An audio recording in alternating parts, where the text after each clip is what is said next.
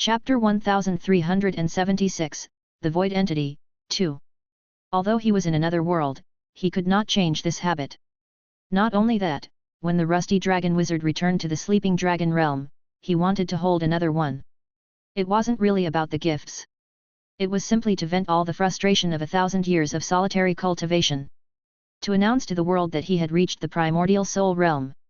Achieving the primordial soul realm was as hard as ascending to the heavens. To finally reach it and not become famous would be like wearing splendid clothes at night, unseen by anyone. Even though holding a primordial soul ceremony was still a distant thought for Levi, he had considered it. When the time came, should he hold a ceremony? The conclusion was to play it by ear. It would depend on the circumstances at the time, including the era's context, his personal strength, and whether he had strong backing. "Thank you all for coming to my ceremony," Mandros announced. "There are no formalities at this event. Everyone, please feel free to enjoy yourselves. I'm hosting a grand feast for 3 days, so eat and drink as you please." Rust Dragon Wizard laughed heartily. With his 1,000 years of cultivation and perfect 9 talents, his wealth was far beyond that of an ordinary 5th circle perfection wizard. At the gift-giving ceremony, Holy Infant presented a piece of level 5 fire element metal, something that Rust Dragon Wizard could use even after reaching the primordial soul realm.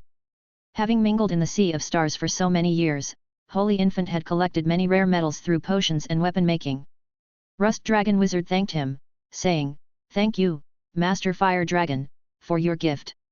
Holy Infant quickly smiled wryly, replying, "Senior, you flattered me. Given your current status, it's not quite appropriate to call me Master. Please, just call me Ace." Rust Dragon Wizard chuckled. 9 Cities Alliance, Wizard Roman, presents a 6th circle fire orchid, a sharp voice suddenly rang out. An unexpected guest had arrived. The newcomer was an unknown 5th circle wizard who appeared to be simply delivering a gift. Rust Dragon Wizard had the gift taken, smiling faintly as he said, "Thank you for the gift, Sir Roman." The messenger spoke up, "Lord Roman wishes to invite Senior Rust to the Skyfire Fortress as a guest. Would Senior Rust do him the honor?" Rust Dragon Wizard sneered, "Why doesn't he come visit us at the Sea of Stars?" Now that he was a primordial soul wizard, he naturally had no fear of Roman. Moreover, he knew that when Roman had reached the primordial soul realm, he had only achieved 8 talents. As for himself, he had achieved perfect 9 talents as a primordial soul. His future achievements would likely surpass Roman's. Even though he advanced to the primordial soul realm later, given some time to fully develop the Rust Sword soul artifact, he might be able to match Roman in a fight. The messenger broke out in a cold sweat. He was just delivering a message, but now, faced with the presence of a primordial soul wizard, he was filled with fear. Seeing that the invitation to the banquet had failed, the messenger scurried away to report back. Alexandra couldn't help but remark, "This is the power of the primordial soul. At least here within the ancient tower, even the 9 Cities Alliance's threats are nothing." Elsie's heart was filled with longing. "I will reach the primordial soul realm, no matter what." After requesting leave from his true self, Holy Infant joined the festivities. During the 3-day ceremony, there was endless revelry, drinking, and merrymaking. When the party was in full swing, the fiery Alexandra pulled the ice-cold Elsie to dance. The 4th circle and 5th circle wizards couldn't take their eyes off them. Even Holy Infant, though still a minor, watched intently, mumbling to himself. "Amazing, the dragon girls' dance is really something. One in blue, one in red." The 2 beautiful dragon descendant ladies danced like 2 graceful serpentine dragons. Unfortunately, everyone knew that Alexandra and Elsie were a couple, so they were wise enough not to disturb them. After the banquet, the 2 dragon girls, Anne and Elsie, went into seclusion, aiming for 5th circle perfection. In between his talisman crafting, Holy Infant continued refining the water god model and the earth god model. He had already gathered all the alchemy materials he needed. All that remained was the time to refine them. Barring any unforeseen events, the fully formed Nick God could be completed within 6 to 7 years. Inside the weapon refinement room, Phoenix, who had also indulged in 3 days of pleasure, resumed work. Every time Phoenix saw Holy Infant working tirelessly like a machine, never showing fatigue, he felt a bit more at ease. Holy Fire Plateau. After annihilating the Tomb clan a few years ago, the 9 Cities Alliance began a period of rest and recuperation. The Amethyst race, over these years, had hollowed out countless mines within the Million Mountains. With a multitude of level 5 Amethyst race members, their power was formidable. Without adequate preparation, it was unwise to engage in all-out war. Moreover, with Io currently in turmoil and battles raging both north and south, now was not the time to waste resources fighting the Amethyst race.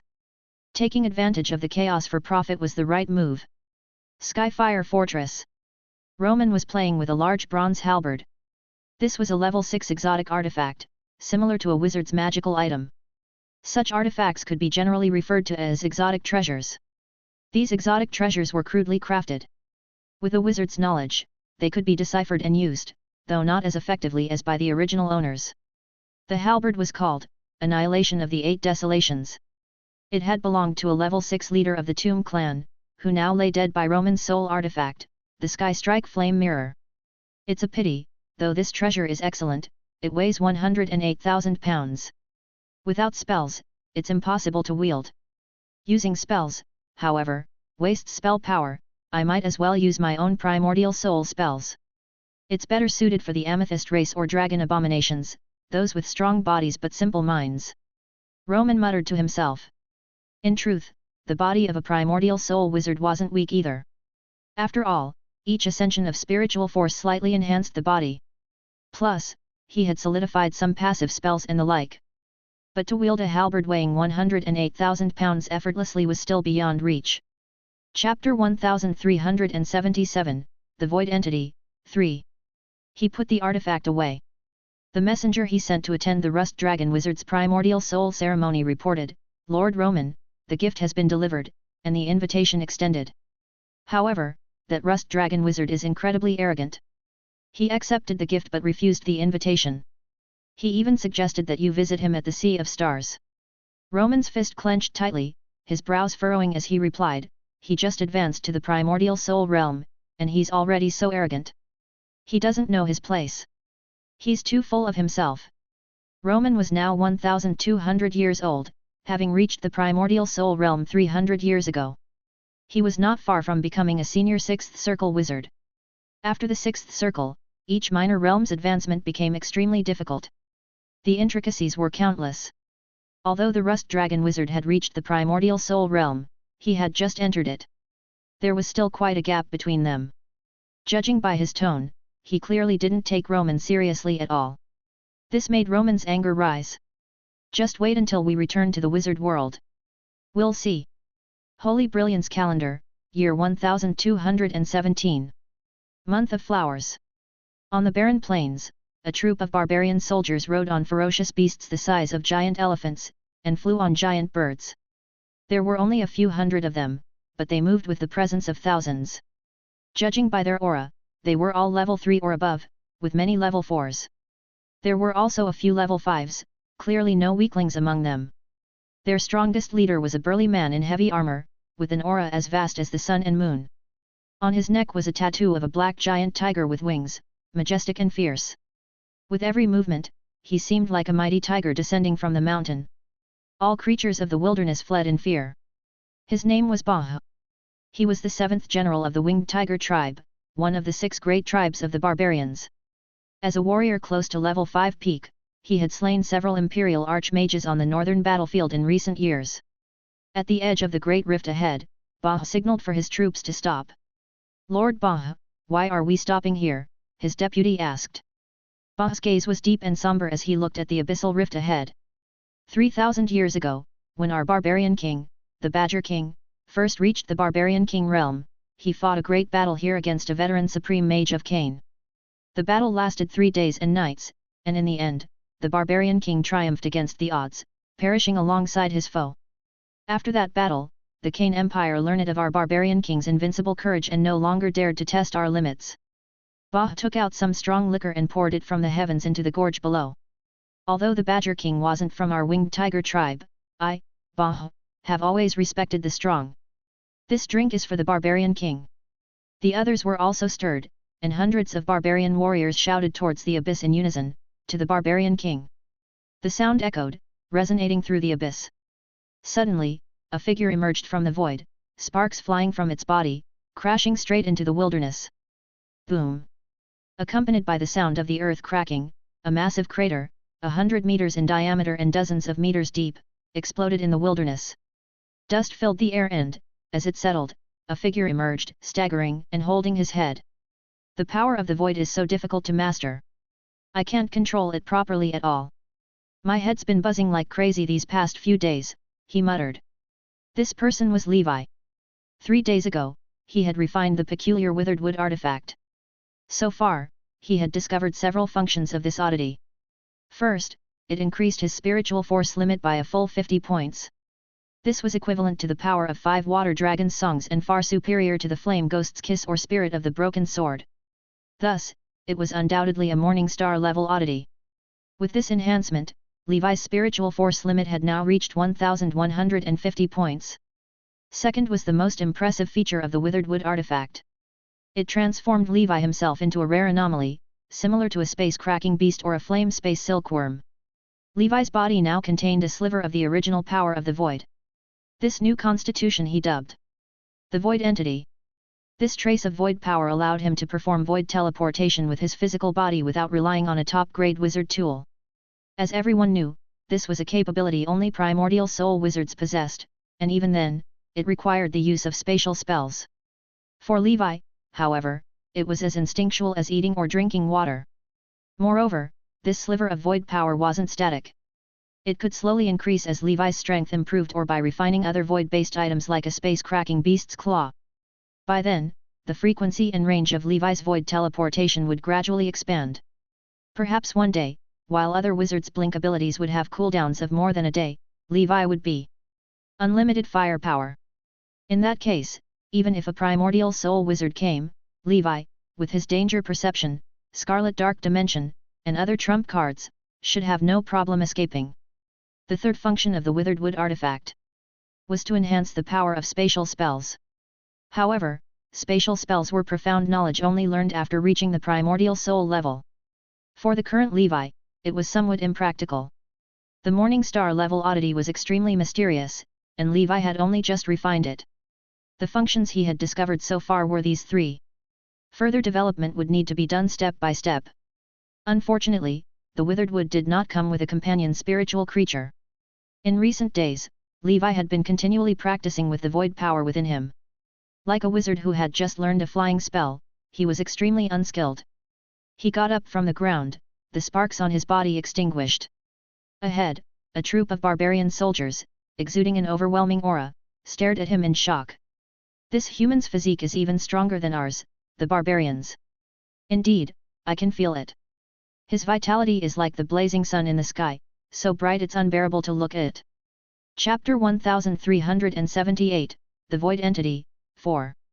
He fell to the ground, creating a massive crater without a single scratch on his body. What a monster, whispered the barbarian soldiers, their eyes fixed on Levi as if he were some kind of otherworldly being. Bah's expression was serious. He had seen it with his own eyes. This man had emerged from the void itself. Mastering the power of the void was something only the barbarian king could begin to comprehend. Could it be that this man is a foreigner with strength nearing that of the barbarian king, he thought, both surprised and uncertain. As a barbarian, Bah held no particular fondness for foreigners, but he bore no deep-seated prejudice against them either. He decided to ask, "May I know which foreign power you belong to?" The natives were aware that foreigners formed factions among themselves, so they actively gathered intelligence on them. Levi replied, "I don't belong to any power. I'm just passing through with no hostile intentions. Carry on with what you were doing." After saying that, he tapped into his void power once more, preparing to leave. "Please wait," Bah called out. "What is it?" Levi paused and asked. "I'm Bah, a general of the northern barbarians' winged tiger tribe. Would you be interested in becoming a guest of honor in our tribe? We already have 5 like you. Anyone who proves their worth can receive rewards from the barbarian king. Didn't you come here from another world to gather resources?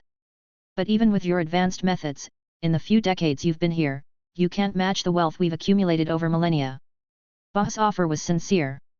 Their tribe's winged tiger barbarian king, Bar, was known for his eagerness to recruit talent. Under Bar's leadership, the winged tiger tribe had reversed its decline and become one of the 6 major barbarian tribes. Levi considered for a moment and then said, "Do you have a way to communicate? Leave me a contact, and if I finish my business, I might consider it. Ba's words made sense.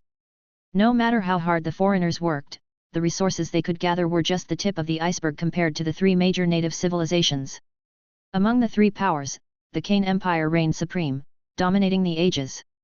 The barbarians and the demon race were much weaker in comparison and needed to recruit talent to stand against the empire. Foreigners, unrestricted by local allegiances, made the best recruits. Many wizards had already joined the factions, fighting for their chosen side and profiting from the chaos of war. Levi had considered this path himself but thought actively volunteering would lower his status. Ba's invitation presented a convenient opportunity. He mused to himself, now that my strength is enough to traverse Io freely, it's time to come out of hiding. Apart from the Kane Empire, tightly controlled by the Supreme Archmage, the demon race has the Mind Flayers as their pawns. I should see for myself what the barbarians have to offer. Levi had long been curious about the barbarians' totem warrior path. He wanted to take this chance to study it, to see if it could provide any insights for the path of knights. The road to transcendence lies in studying various strengths, adopting the best, and discarding the rest. Seeing that the foreigner might be interested in joining, Ba's face lit up with a smile. Our method of communication may seem a bit primitive, he admitted, aware that the foreigner's civilization was far more advanced than his own tribe. He handed Levi a shell. This is an echo shell, extremely rare, Ba explained, holding up the shell. They come in pairs, one male and one female. If you and I each hold one, we can communicate across Io. Levi examined the shell carefully, finding no issues with it. He smiled and said, interesting. Not wanting to delay his march, Ba said, the winged tiger tribe will always welcome you. I have some matters to attend to, so I must take my leave. Also, this rift is a battleground where one of our barbarian kings fought a supreme mage from Kane. It may still hold hidden dangers. It's best if you don't venture too deep. Thanks for the warning. I'll be careful, Levi replied. After bidding farewell, Ba led his army southward in a hurry. Levi watched them disappear into the distance, then returned to his shelter. These barbarians are quite different from my preconceived notions, he mused. Ancient Banyan Fairyland. The region of Flaming Mountain. The iron tree was thriving, now over 2 meters tall. The black lotus beast rested in the lava, healing its injuries. When it saw Levi approaching, it quickly stood up. Lord Dragon King, it greeted respectfully. It's fine. Continue your recovery.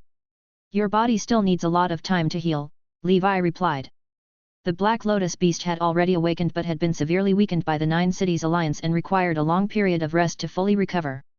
Without Simon's control, the beast had regained most of its sanity. It understood that it was Levi who had saved it and knew that he wasn't a dragon abomination but rather a human with dragon clan blood. After Levi displayed his 6 dragons' might and gave a convincing speech, the Black Lotus beast willingly submitted to him. After all, Levi possessed the bloodline of its ancestor, the Red Lotus dragon, perhaps even stronger.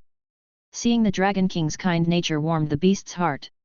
The Dragon King was nothing like Simona Euro, he was genuinely a good person. The Black Lotus beast had been resting peacefully in this paradise for 3 years, eating and sleeping with nothing else to do, and it almost felt embarrassed by such a leisurely life. After checking on the Black Lotus beast, Levi returned to the small stone pond. Nearby, in the graveyard of death, the fruits on the dead soul date tree had all ripened. The tree thrived here just as well as in its original habitat. Jerry the swordsman was quietly training, practicing his swordsmanship. Levi had already learned ghost crying slash from Jerry, incorporating it into his own sword techniques. He also had some ideas for the second form of the Heavenly Dragon Sword Codex. The other undead, too, were growing stronger, nourished by the death energy that surrounded them. Chapter 1379, The Void Entity, 5. When he gets the chance, Levi plans to visit Hell or the School of Death headquarters to capture more undead and raise them here. Even though he isn't a wizard of the School of Death, with the Book of Death and the Graveyard of Death, he might just be able to create an undead calamity and unleash an army. As his 8 Heavenly Dragon prison advances further, he could even open an undead zone. After harvesting all the dead soul dates, it would take at least a few decades for the next batch to bloom and ripen.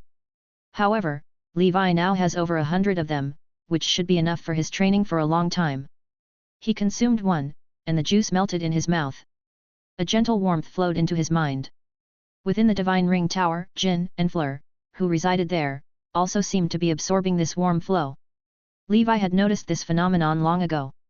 Companion spiritual creatures can gradually grow, too. Generally speaking, as a wizard's spiritual force grows and their power increases, the companion creatures also improve until they reach their own limits. Long was a bit special, its growth simply required constant eating. Levi wasn't stingy with his spiritual creatures, allowing them to absorb the warm flow freely. The 7-colored crystal had also grown significantly compared to 3 years ago. Inside, the silhouettes of 9 oddities floated. A nondescript withered wood emitted the brightest, most precious glow. After finishing his meditation, Levi took out the Klein crystal. Spiritual force, 800/1150. Spell power, 80,000.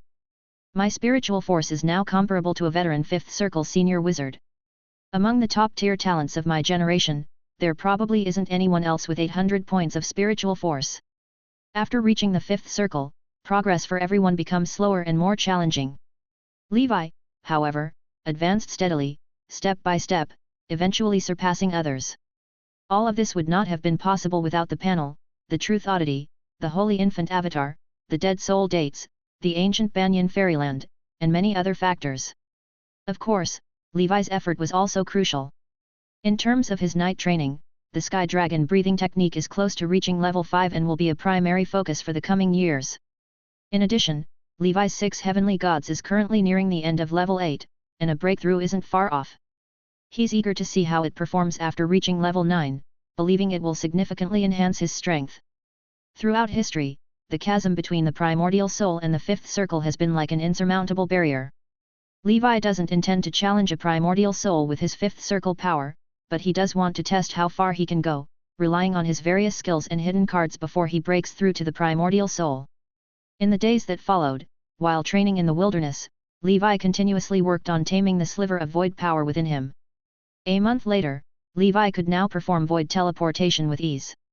He tested his ability and found that his maximum range was around 100 miles. However, with his current store of void power, he could execute void teleportation up to 10 times in a row. This meant he could blink 10 times consecutively before exhausting his void power. For Levi, the greatest advantage of void power wasn't for escaping, it was for surprise attacks. Combining void power with Wind Dragon Scamper, he could strike wherever he wanted, whenever he wanted, without worrying about being kited by mages.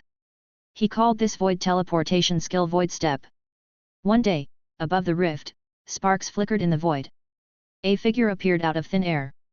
Now that I've fully mastered the Void Step, combined with the Golden Mirror and Circle of Ouroboros, my escape capabilities are virtually unmatched. It's time to explore this abyss. After wiping away any traces of his presence and checking his condition, Levi flew toward the abyss.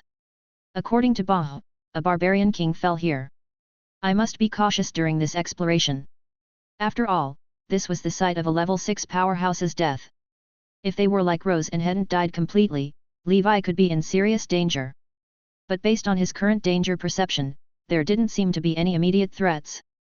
Half a day later, under the flicker of the Hermit Rune, Levi had reached the bottom of the abyss. Here lay a vast underground world. Miasma, toxic gases, and moisture had accumulated here for countless years. The walls were covered in all sorts of moss and fungi. A dark underground lake spread out before him.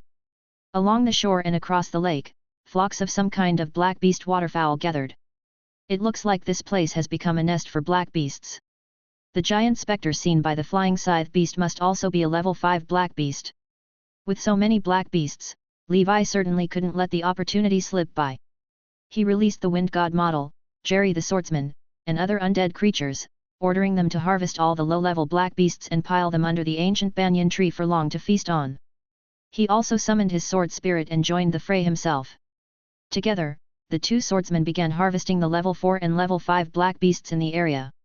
Half a day later, the lake had fallen silent. All the black beasts, except for those that had managed to flee into the deeper parts of the underground world, had become fertilizer for the queen banyan. On the vast plains, the queen banyan grew more vigorous, sprouting tender new buds. Levi estimated that Senior Mana was likely close to awakening.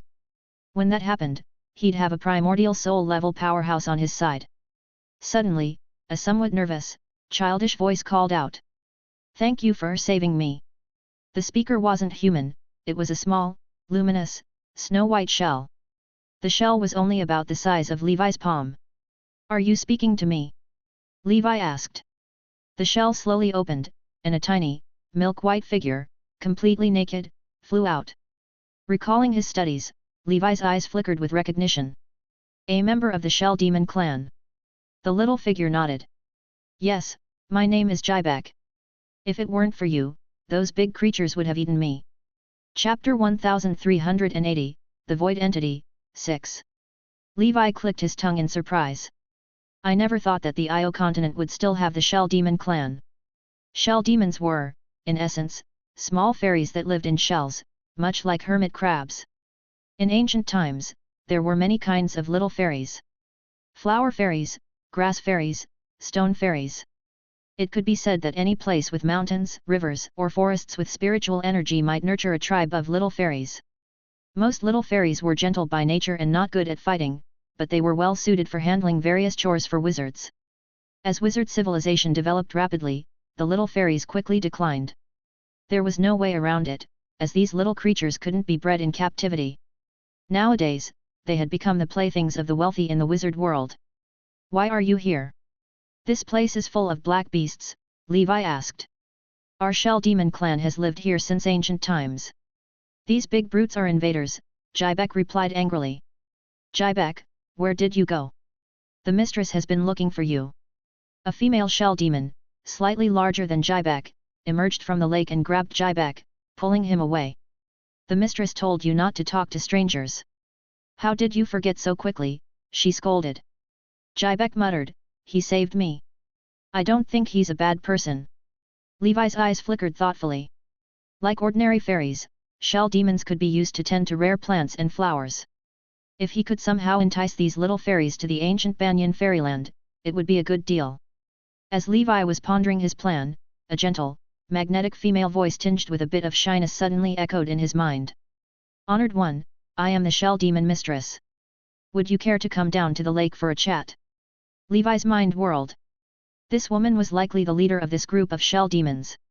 It seemed she had noticed him earlier when he was hunting the black beasts, but wasn't sure of his intentions and thus sent Jibek to test him. Passing through a series of lake tunnels and some simple illusions, Levi arrived at a hidden place and saw a magnificent castle made of coral. The castle was splendidly luxurious, with thousands of Shell Demons living there. In the Mistress Hall, atop a massive shell about 3 meters in diameter, sat a figure with a snow-white body indistinguishable from a human's. Her skin was soft and smooth, her curves gentle, and her body as supple as boneless flesh. In truth, Shell Demons indeed had no bones, resembling clam meat. She had 2 semi-transparent, rainbow-colored shells fluttering behind her like wings, which flapped as she flew. "Thank you for saving Jibek, Lord. I am Lena Bell, the mistress of this Shell Demon clan," the Shell Demon mistress said. Judging by her power, the Shell Demon mistress seemed to be only at level 4. She appeared a bit nervous in front of Levi, a level 5 powerhouse. "No need to be so formal. I was just hunting the black beasts here and happened to save her. I like helping others," Levi replied with a slight smile.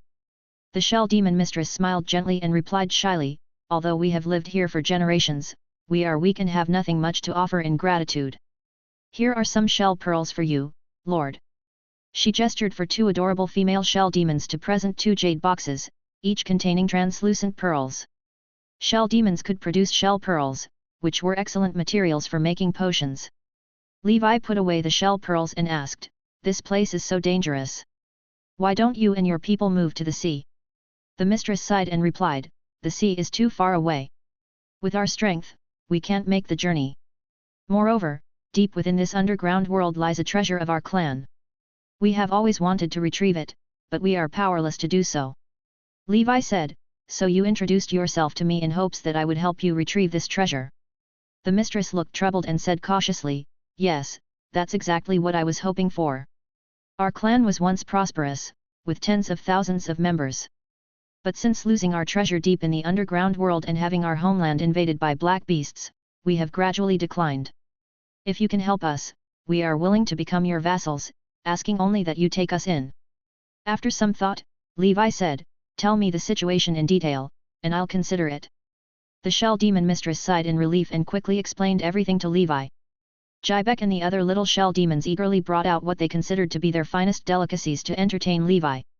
As it turned out, the shell demon clan in this area had once been quite prosperous. They had lived even deeper within the underground world, where they discovered a massive ancient shell with a diameter of a kilometer, possibly the remains of a level 6 creature. Ever since, the shell demon clan had relied on their ancestral shell refining techniques to refine this giant shell for generations. A rare creation, encapsulating the collective wisdom of the shell demon clan, was born from their efforts, the ancient shell palace. This was a shell demon nest that combined functions for living, reproduction, attacking, escaping, and defense all in one. From the description, Levi guessed that it might be an exotic treasure above level 6, somewhat like the Skyfire Fortress of the Nine Cities Alliance, though likely not as advanced. Later, a supreme mage from the Empire stumbled upon this place and tried to seize the ancient shell palace. The shell demon clan was no match for him. The shell demon mistress at the time then contacted her cross-species lover, a barbarian king from the barbarians. The Badger barbarian king was the same barbarian king warrior mentioned by Bah, who had died here. A fierce battle ensued in this place. The barbarian king was no match for the supreme mage but fought valiantly for the shell demon mistress, choosing to perish together with the mage. Not long after, this place became a convergence point. Black beasts ran rampant, and danger lurked everywhere.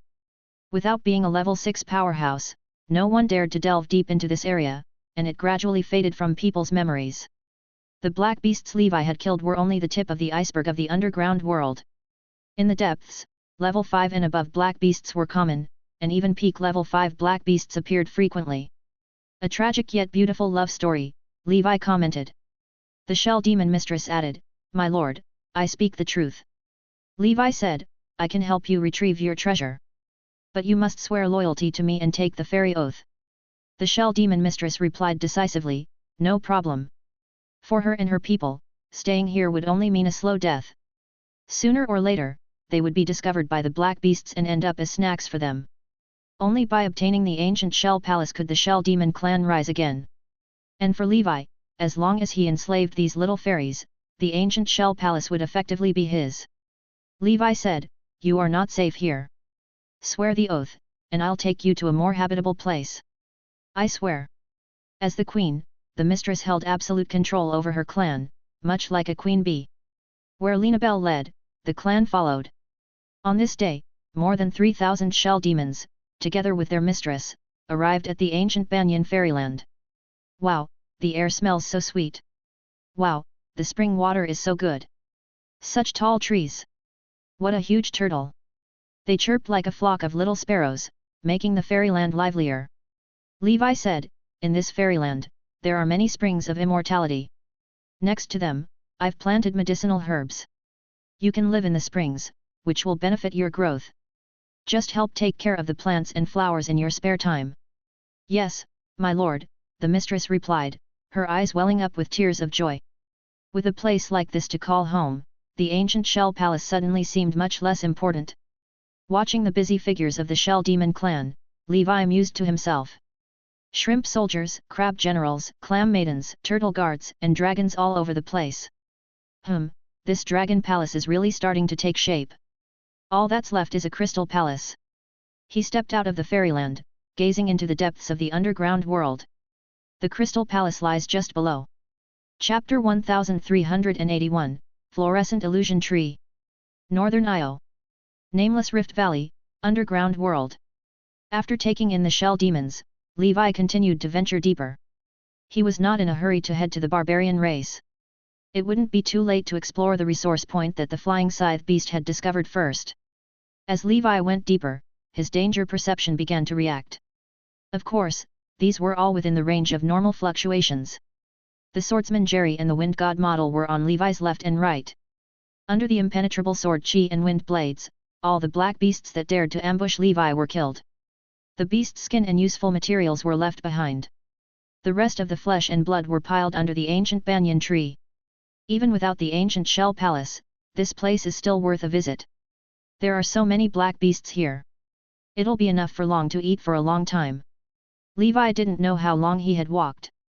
A tall forest of dead trees appeared in front of them, and fungi were everywhere. A straight ravine that was 10 miles long could be seen in the forest. It looked like it had been cut open by a weapon. These should be the traces of the battle between the Badger Barbarian King and that Supreme Mage. The power of a single attack can plow 10 miles of land and change the terrain of mountains and rivers. A level 6 expert is so terrifying. Suddenly, a storm of blood rushed toward Levi as hundreds of small dragons that looked like bats charged toward him. Pterodactyl clan. Unfortunately, they're all black beasts. We can't purify them for the time being. Let's kill them, said Levi. Jerry's magnificent sword radiance swept across the sky, and the wind god model howled with the wind. These low-level mixed-blood dragon clans fell one after another. In the forest of dead trees, a huge figure covered the sky and the sun. A fishy smell filled the air. A black-winged dragon with a wingspan of 100 meters stirred up a black gale. Still, Levi did not need to make a move. The wind god model and the swordsman spent some effort to kill the winged dragon. Black wind-winged dragon, a level 5 mixed-blood dragon. It just so happens that it can be combined with the bloodline essence of the thunderstorm wolf dragon to form the advancement potion for my sky dragon breathing technique. Levi quickly collected the blood. The black wind-winged dragon's skin, tendons, bones, and other materials were also good materials for refining weapons. Levi was in a good mood to have such a harvest just as he entered. 3 days later, Levi arrived at an underground river that was dozens of miles wide. The water system extended in all directions. In the underground river, there were some black beasts that liked the dark and damp. Pairs of green eyes emerged from the darkness. One of them had a pair of water tank-sized eyes. Roar! The monster let out a low roar as if an engine had started. Hundreds of giant toads were hiding on the rocky beach. Their tongues shot out like missiles at Levi. Behind Levi, a body-tempering clone appeared and protected him. Rumble! Most of the attacks were deflected. Only the tongue of the giant toad that was like a small hill pierced through the body of the body-tempering clone, but it was blocked by Levi's indestructible armor. At the end of the tongue, there was actually a human-like face, ferocious and terrifying. Although there's no one here, you can't look so casual and ugly, right? Levi grabbed the giant tongue with his big hand and exerted force. The level 5 toad kept struggling. The toad was about to be pulled over by the strange person with great strength. At the critical moment, the toad cut off its tongue to survive. Levi raised his hand and slashed out with his sword, chopping off the toad's head. Its body was still twisting as it was sliced into 8 pieces by Levi. A suffocating poisonous fog began to spread. The wind god model stirred up a strong gust of wind and blew away the toxic fog. Levi skillfully took out the toad's poison sac. This thing can be used to increase the toxicity of the body-tempering clone. In the wind god model, Thunder Rock released thousands of thunderbolts, carpet bombing the area. Swordsman Jerry's sword lights crisscrossed. The other toads all died. This place was quiet. On the rock where the toad leader was lying, a strange translucent plant with fluorescent light was twisting its branches and emitting a fragrance. Around the plant, there seemed to be many illusions.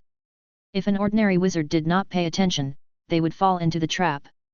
Fluorescent illusion tree. It is a rare plant that grows in extremely dark places. Its branches and leaves are ground into powder. It is a 5th circle medicinal material. It is needed for several primordial soul breakthrough potions. Its medicinal properties are to train one's spiritual force and help one condense one's soul. Consuming it directly would also have miraculous effects. The powerful hallucinogenic factors contained within are enough to cause a 5th circle wizard to fall into various illusions. If one could pass through the illusion, it would be very helpful in condensing their mind and improving their willpower. This item can increase the speed at which I condense my ultimate soul. It's truly a timely help. Levi was overjoyed. The further he went, the slower he would condense his soul to the ultimate soul. It would be better if he had this. Of course, if one had ordinary willpower, it would not be recommended to take it directly. Otherwise, it would be easy to lose themselves in the illusions. Although their life was not in danger, it was not a good thing. However, with Levi's willpower, it should not be a problem.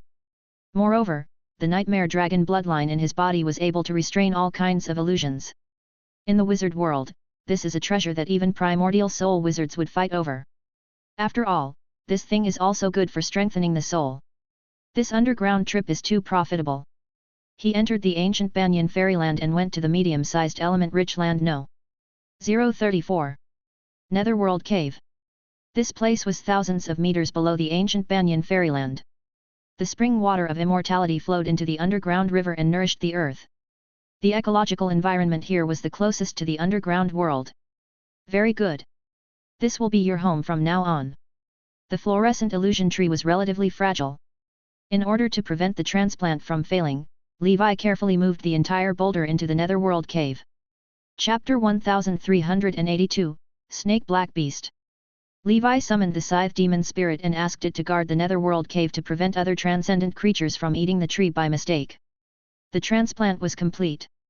Levi muttered to himself, "This underground world is a true treasure land. It is not inferior to those large intersections on the surface. However, because the entrance is difficult to find and is also densely packed with black beasts, it makes it very difficult to develop this place." Levi planned to take the ancient shell palace and explore the place instead of leaving.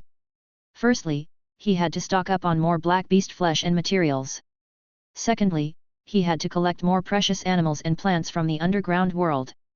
In any case, he had the ancient Banyan fairyland now, so he was not afraid that he could not take it away. As they went deeper, more and more black beasts appeared. Levi's speed was slowed down again and again. In order to get the treasure as soon as possible, he started to use Hermit Rune. After obtaining the treasure, he would continue to harvest the black beasts. The underground world was far bigger than Levi had imagined. The Abyss Great Rift was just an entrance. He suspected that there were many underground worlds similar to this one in Io. At the thought of this, Levi advanced carefully. If his danger perception felt strong, he would leave without hesitation. In such a vast land, there might be a level 6 existence hidden. Levi could not let his guard down. 3 days later. "My lord, this is the place, under this underground lake."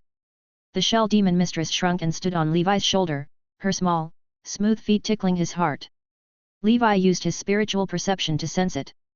There was indeed a huge building under the lake.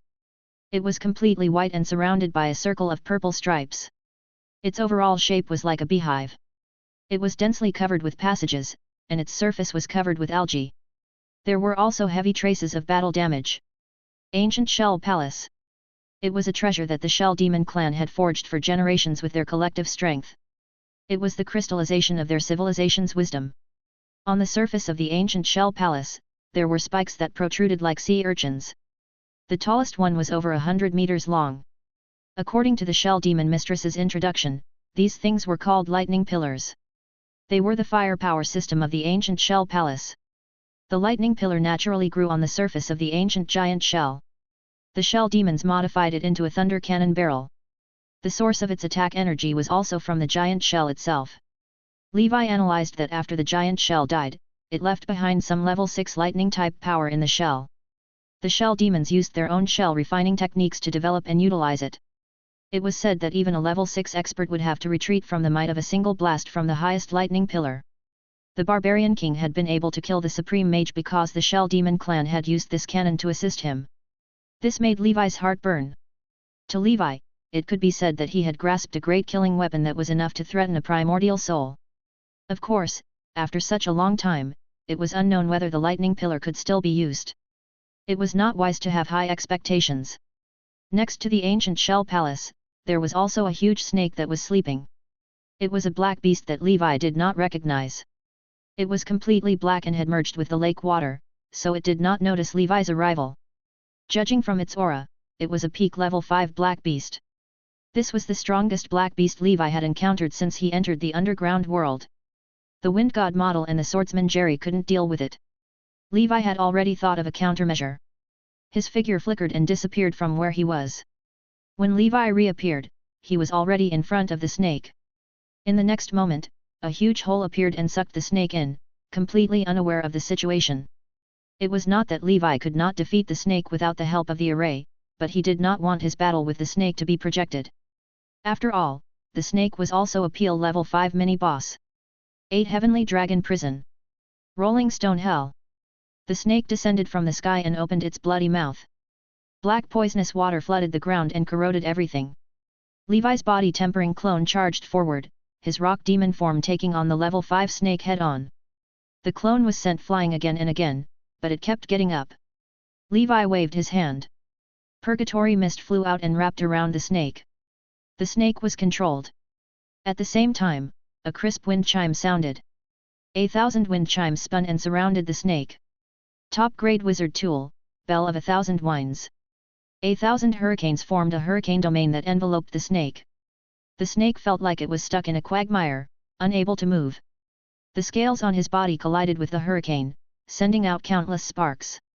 Levi's current cultivation had already surpassed the Wind Witch by a lot. When he used this wizard tool, its power would be even greater. The power of a top-grade wizard tool was starting to show. He only relied on the two top-grade wizard tools, Dance of the Purgatory and Bell of 1,000 Winds, to complement his body tempering technique. Levi would be able to fight against a peak level 5 snake. The results of his cultivation over the years could be seen. The snake's scales were riddled with wounds. Black blood spurted out and wailed incessantly. Levi pitied it and did not want it to continue suffering.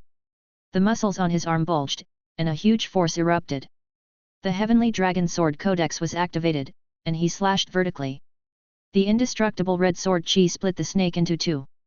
The snake's internal organs flowed out, and it gradually stopped struggling. Levi frowned and realized that things were not that simple. The sense of danger had not disappeared. Immediately after, a twisted human face appeared on the snake's head. This face had a vicious expression and looked ferocious. In the blink of an eye, the snake's head had actually turned into the head of a brawny man. His face was covered with giant snake scales, making him look ugly and terrifying. Levi swung his sword again, but it was swatted away by the water snake's tail. Chapter 1383, The Barbarian King's Obsession. The snake raised its upper body. Its body was stitched together by some kind of strength, and a pair of thick and powerful arms grew out. There's still a second stage. This was the first time Levi had encountered such a situation. The current snake could already give him a strong sense of danger. His intuition told him that even an ordinary perfected fifth circle wizard would not be a match for the snake. This gave Levi the illusion that he was facing a peak level 5 amethyst race member. Kill! Kill! The snake let out a deep roar. Its left hand dispersed Levi's sword chi. The snake inserted its right hand into its body and took out a thick and sturdy rib. Strange black flames spewed out of the head, giving the bone the shape of a battle axe. Boom! The battle axe fell. An extremely violent attack wave tore through the rolling stone hell. Levi's figure flashed and he appeared in the inferno hell with a solemn expression. He could vaguely guess what was going on. Levi didn't dare to underestimate his opponent. After the Crimson Emperor Dragon flames swept out, the Flame Dragon's true form appeared. Not only that, Levi even conjured the Crimson Emperor Dragon armor. The void energy in Levi's body burst forth and he appeared behind the giant snake. He planned to take the snake away with a single blow. Crimson Dragon in the sky. The sword chi that was enough to make a perfected fifth circle wizard retreat was ineffective. The snake seemed to have been possessed by a god and was suddenly enlightened. It had predicted Levi's flash attack. The giant axe slashed backward, clashing with Levi's sword chi. An earth-shattering shockwave swept out, and the inferno hell began to tremble. Such powerful battle awareness and techniques! Levi exclaimed in his heart, but he did not panic. The snake turned around and swung its huge opening slash, looking like Pangu separating the heavens and earth. Uncontainable fury. Levi could vaguely hear the human-like roar of a giant snake. This snake seemed to know how to use extremely powerful combat techniques. With a slash, the black blood in the giant snake's body suddenly exploded, turning into endless black energy that condensed on the axe light. The void trembled in front of the axe light. It could be seen how terrifying the power of this attack was. Interesting. Dragon horns appeared on Levi's head, and his body kept growing. A vast amount of power gathered on the Crimson Dragon steel slash. Ha! In terms of brute force, who was Levi afraid of? The great sword and the great axe collided, and the aftershock of the collision shattered the inferno hell. The 8 heavenly dragon prison became the arena for Levi and the snake. Two gods of war used cold weapons, clashing with brute force and combat skills. The snake hacked and slashed as it muttered, domineering and independent. A terrifying pressure swept across, but it was blocked by the nightmare helmet. This guy actually knows mental attacks. Levi suppressed the doubts in his heart and blocked with his sword. The two figures moved freely in the array. Between the saber light and sword shadow, it was a killing move. Delightful. Ever since the Crimson Emperor Dragon reached level 5, Levi had never fought so freely. The giant axe on the other side became even more ferocious, fearless, and reckless. The wind blade hell was shattered in the battle between the two. The giant snake swung its giant axe down like a god stepping down. A low roar sounded, traceless star stepping. Rumble. The dead sea hell that had just appeared was split open by the snake's axe. Ha ha ha.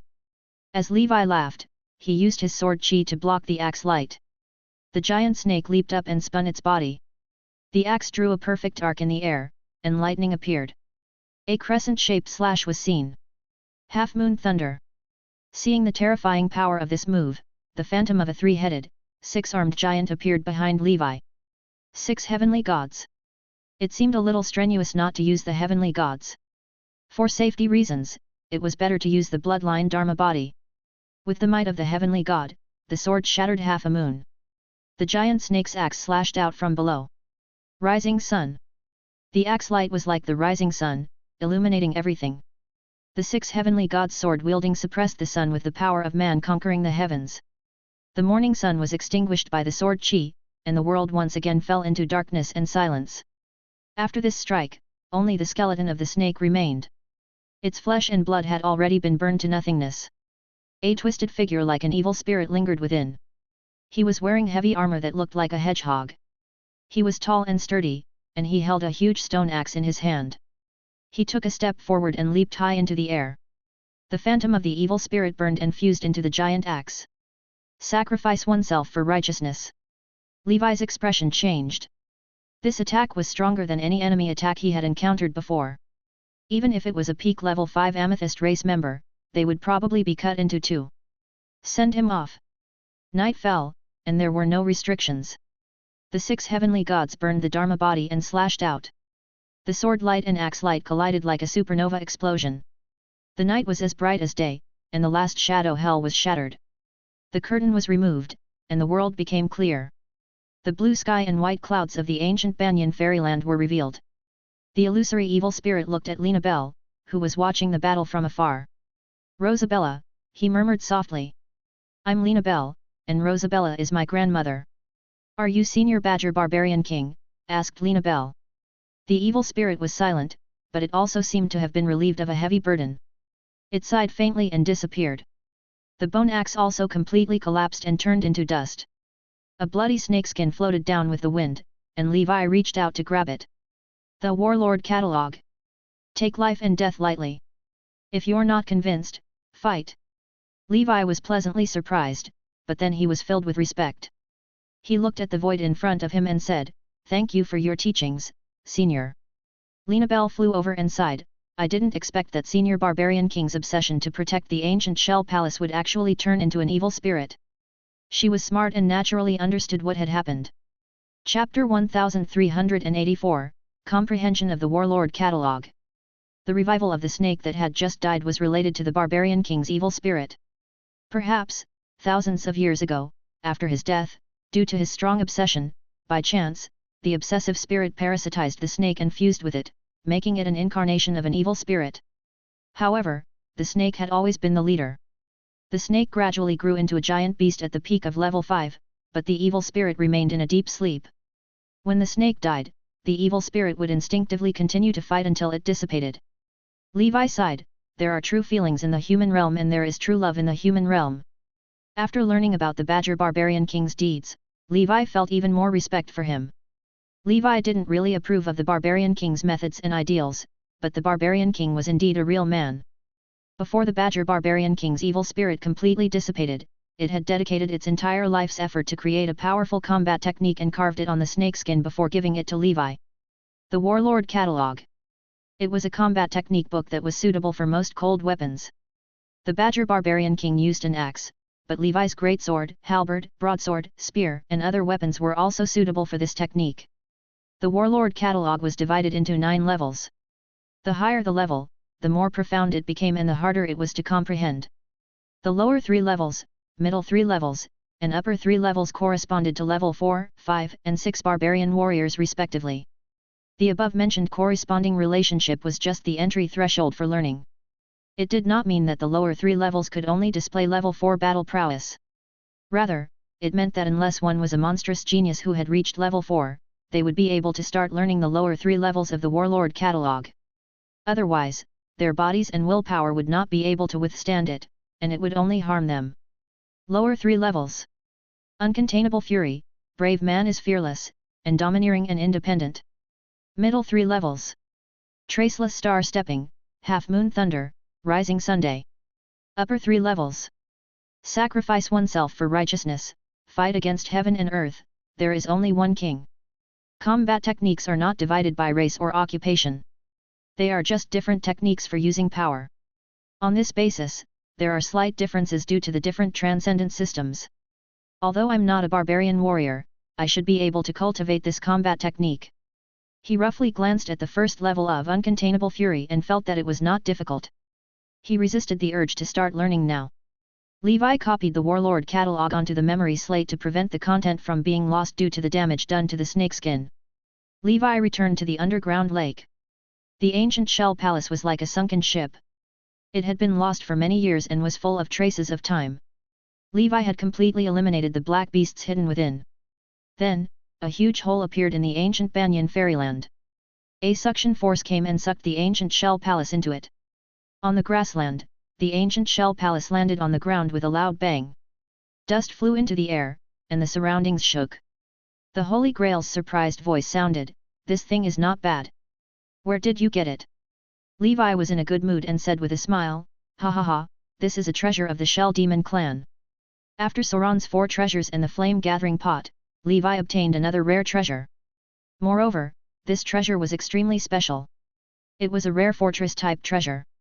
In the wizard world, it was also something that primordial soul wizards would also flock to obtain them. Linabelle and the rest of the shell demons flew over and surrounded the ancient shell palace. They were so excited that they couldn't even speak properly.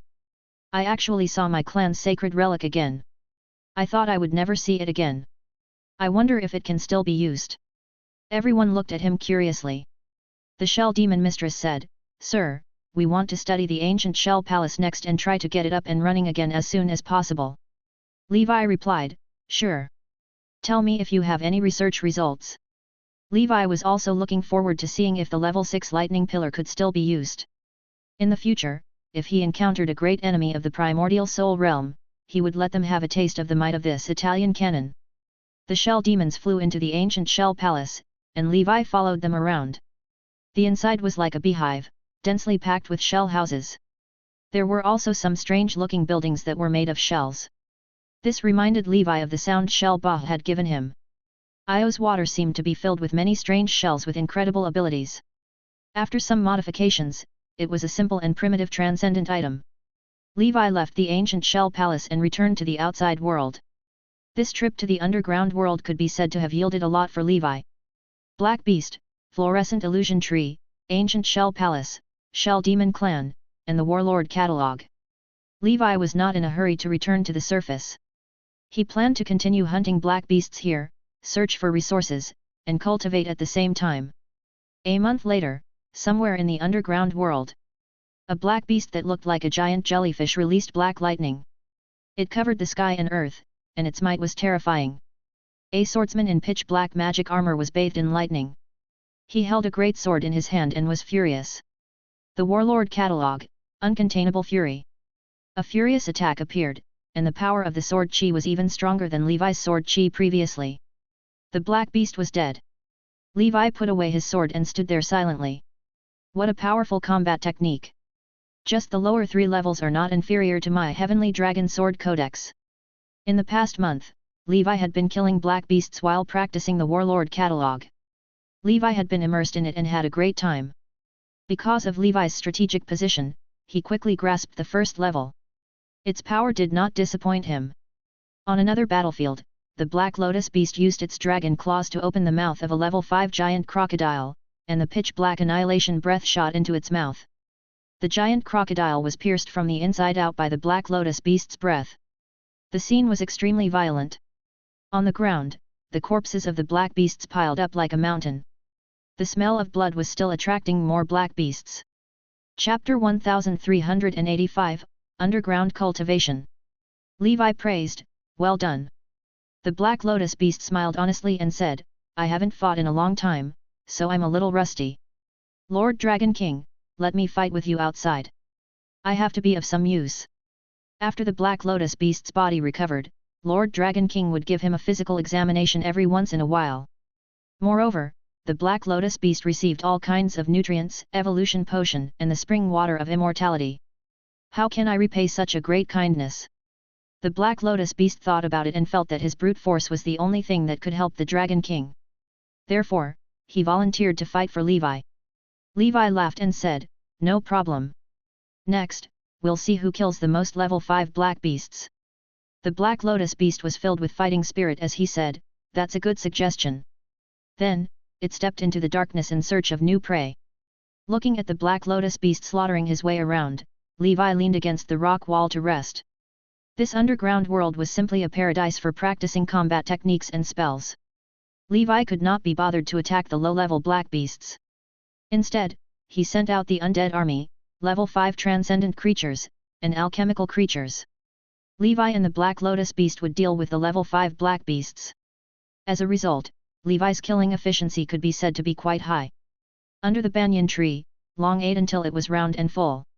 It could not eat any more. Levi stored the black beast flesh in his storage ring for future use. After resting, Levi continued to cultivate and practice his combat techniques. Time flew by and a year had unknowingly slipped through his fingers.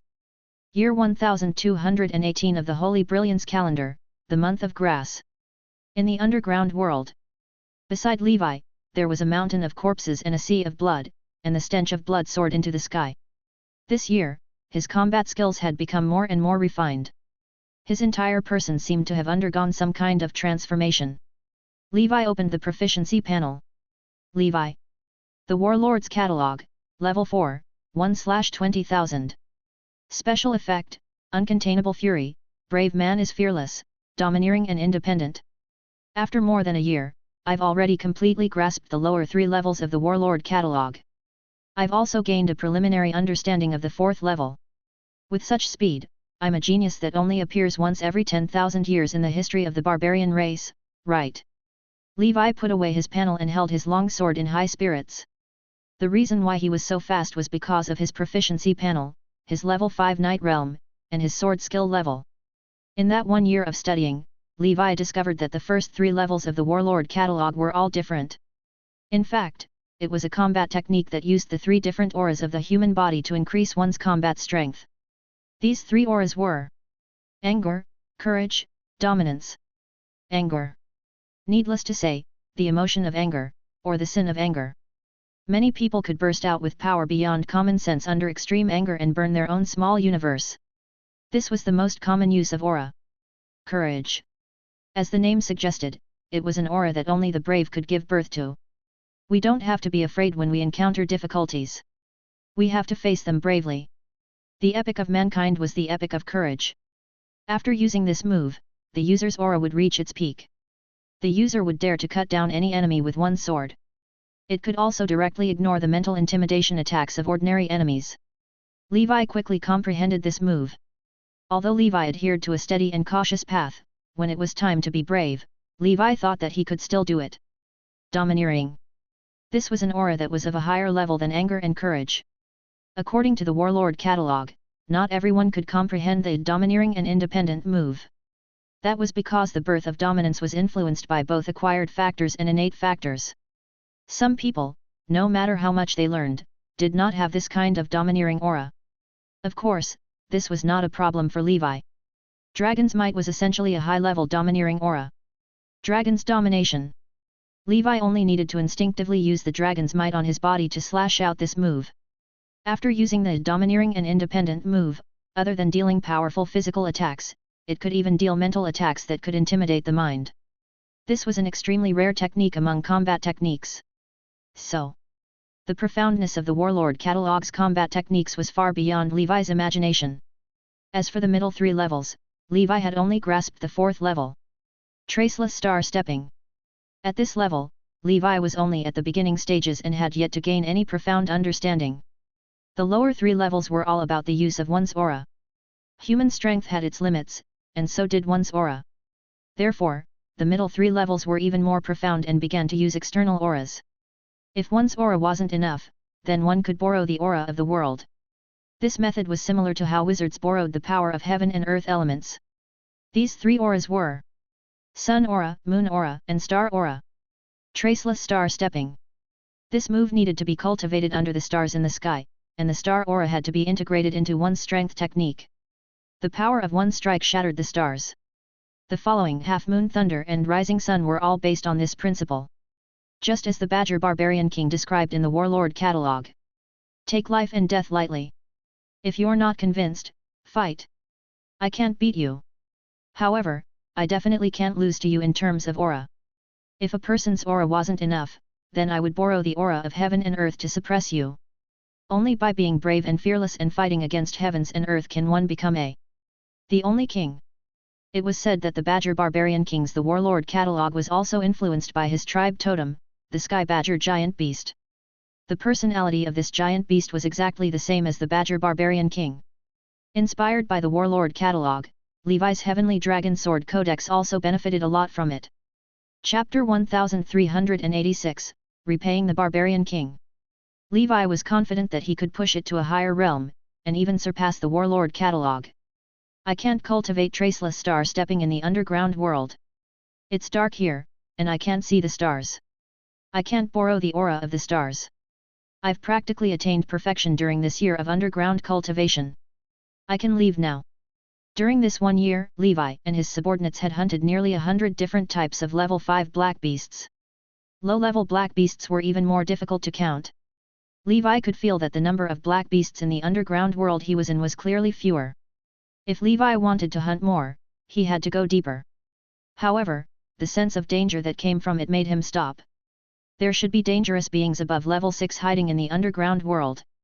With his strength, Levi could not go any further. Now, Scarlet Dragon and the advancement potion of the Sky Dragon breathing technique. Levi had already prepared everything. Levi only needed to attain perfection in his breathing technique before he could refine it and advance it. The only flaw was that he didn't find the potion materials for the Death Ember Dragon. The Undying Bird bloodline creature is really hard to find, Levi muttered. As for the Nightmare Dragon breathing technique, the human faceless infant dragon was enough. At the thought of this, Levi held his great sword and left the underground in a flash. Next, he would head further north and enter the land of barbarians to seek more opportunities. Northern Territory. Levi hurriedly flew over the grassland, snow mountain, and forest. Before meeting the winged tiger barbarian king, he planned to find some small barbarian tribes and ask around. He would make plans after he had a better understanding of the barbarians. Suddenly, the sounds of battle came from up ahead. On the ground, in the air, two groups of people were fighting. One of them was filled with vitality and blood, and their barbaric might was peerless. They were clearly barbarians. The other party was wearing the Empire's mage robes and was well trained. Arrays, divine talismans, dharma artifacts, and so on bombarded the barbarians. The number of barbarians was slightly higher than the mages of the Empire, but they were at a disadvantage. It had to be said that in most dimensions, spellcasters were considered noble spell masters. This made Levi deeply moved. However, the situation of the barbarians was much better than that of the knights. Levi observed the situation. With a thought, sparks flew in the air and his figure disappeared. Kill. Protect the old and the young. The Badger clan's warriors are brave and fearless. They will never retreat. A short and brawny young man with a crew cut held a huge axe in his hand and was furious. He was the current leader and the strongest of the Badger tribe. Silver Badger Tam. A totem warrior at the middle stage of level 5. Opposite him, two Empire archmages in flame robes bombarded him with fire-type spells. They were high and mighty, and their eyes were filled with disdain. They were the Flaming Twins, famous level 5 experts in the north of the Empire. The twins had killed several level 5 barbarian warriors together. They just look strong but they are not powerful. Everyone, release the fire attack divine talisman. Let these barbarians witness the might of the supreme archmage. The Flaming Twins waved their hands. Level 3 divine talismans descended from the sky. At a glance, there were hundreds of them. Tam's expression changed drastically. Level 4 warriors, form the Blood Chi combat array and protect the old and the young. He swung his axe horizontally. Fury slash. Endless rage surged, and his aura merged into this attack. Hundreds of divine talisman flames were extinguished by the axe. They're just putting up a stubborn resistance. Try our Dharma artifact. A fiery red flag flew out from each of the flaming twins. The symbol of Cain was drawn on it. World encircling giant snake. It was said that when God Io created the world, he could not do without the help of the world encircling giant snake. Therefore, the giant snake became Cain's symbol. Kill them. Tam wasn't afraid at all. A badger warrior would rather live standing than die kneeling. Beams of stunning axe light broke through the seal of the divine flame talisman and charged toward the flaming twins. The divine talisman was broken, but the flaming twins did not panic at all. They smiled faintly and said, "Interesting. I didn't expect that the badger tribe, which has already declined to such a state, would actually have a natural-born warrior like you. You have trained your combat skills to such an extent that they are as pure as fire. Unfortunately, in front of spells, they are all unorthodox." The twins' spell was destroyed by Tam. They each threw out 2 divine talismans that were emitting treasure light. "Forget it. I won't capture him alive. I'll kill him on the spot." This divine talisman was a high-grade level 5 divine talisman. The Flame King arrives. Even a late-stage level 5 warrior would be severely injured if he didn't die, let alone a mid-stage level 5 warrior like Tam. Rumble. The 4 divine talismans surrounded Tam from 4 directions. The terrifying shockwave of the explosion instantly drowned Tam. In the flames, Tam's protective blood chi was shattered and melted. Courage slash. He endured the intense pain and brandished his giant axe with all his might, wanting to cut through the sea of fire, but it was useless. Damn it, I, Tam, haven't comprehended my ancestors' tyrannical slash. Otherwise, I might have been able to fight these 2. Tam wasn't afraid. He was just unwilling.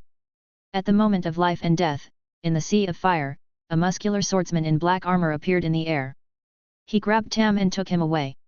Tam didn't understand what was going on, but he was already 10 miles away from the sea of fire. The swordsman stood upright with his sword in hand. Tam didn't know who it was, but since it was his savior, he quickly thanked the swordsman.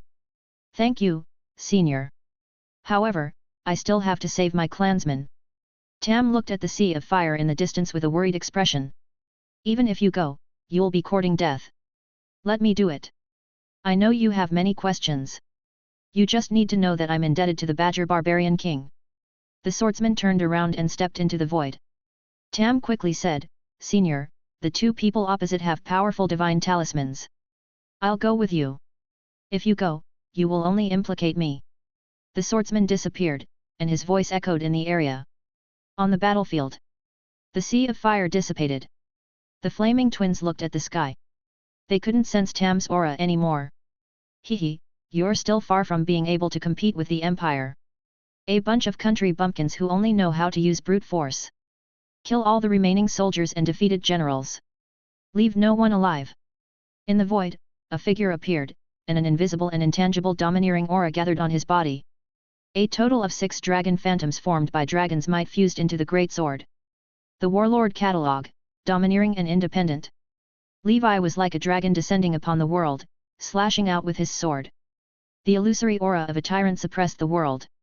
The mages and barbarian warriors could not help but tremble. They stood rooted to the spot, instinctively wanting to prostrate themselves in worship. In the flaming twins' shocked eyes, only the arrogant black-armored swordsman remained. After the sword light passed, the flaming twins' eyes were unfocused, and their heads had already fallen to the ground.